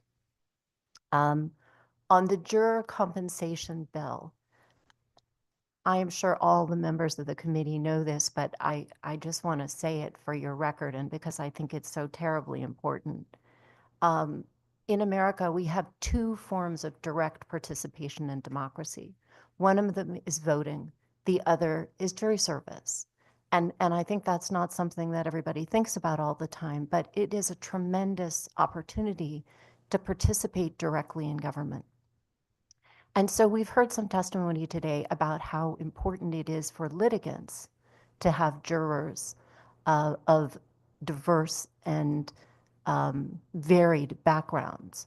But I also want to speak in support of the rights of potential jurors to participate in the civic process. Let me turn now to accidental failure of suit and the bill there.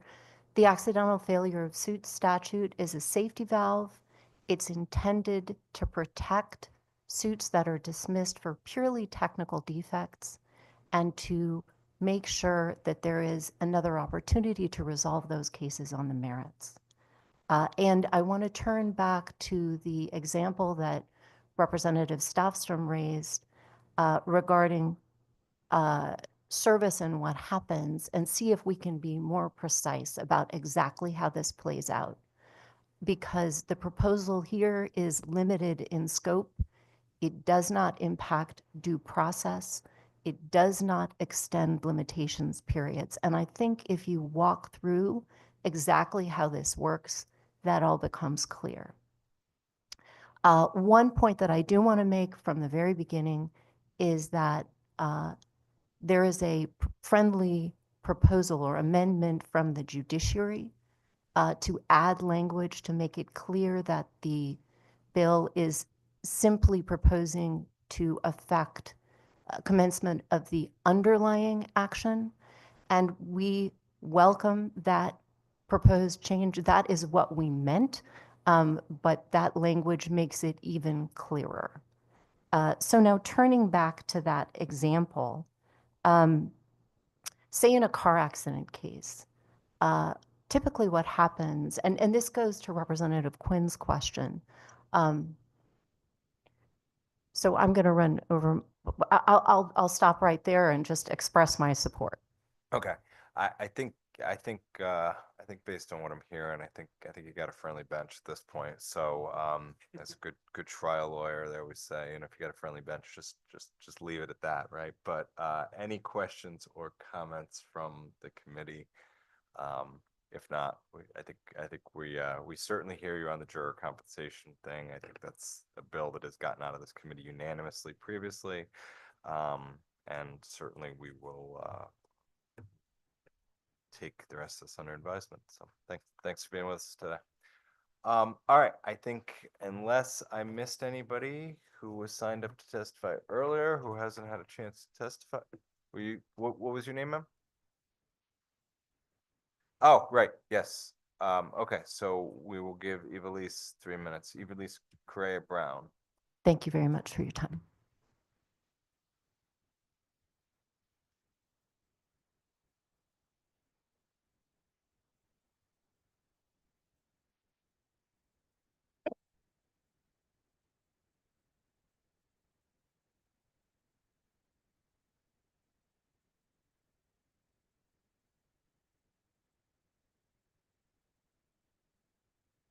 If you're still in the Capitol building, give testimony. I gotta hang up now. Bye.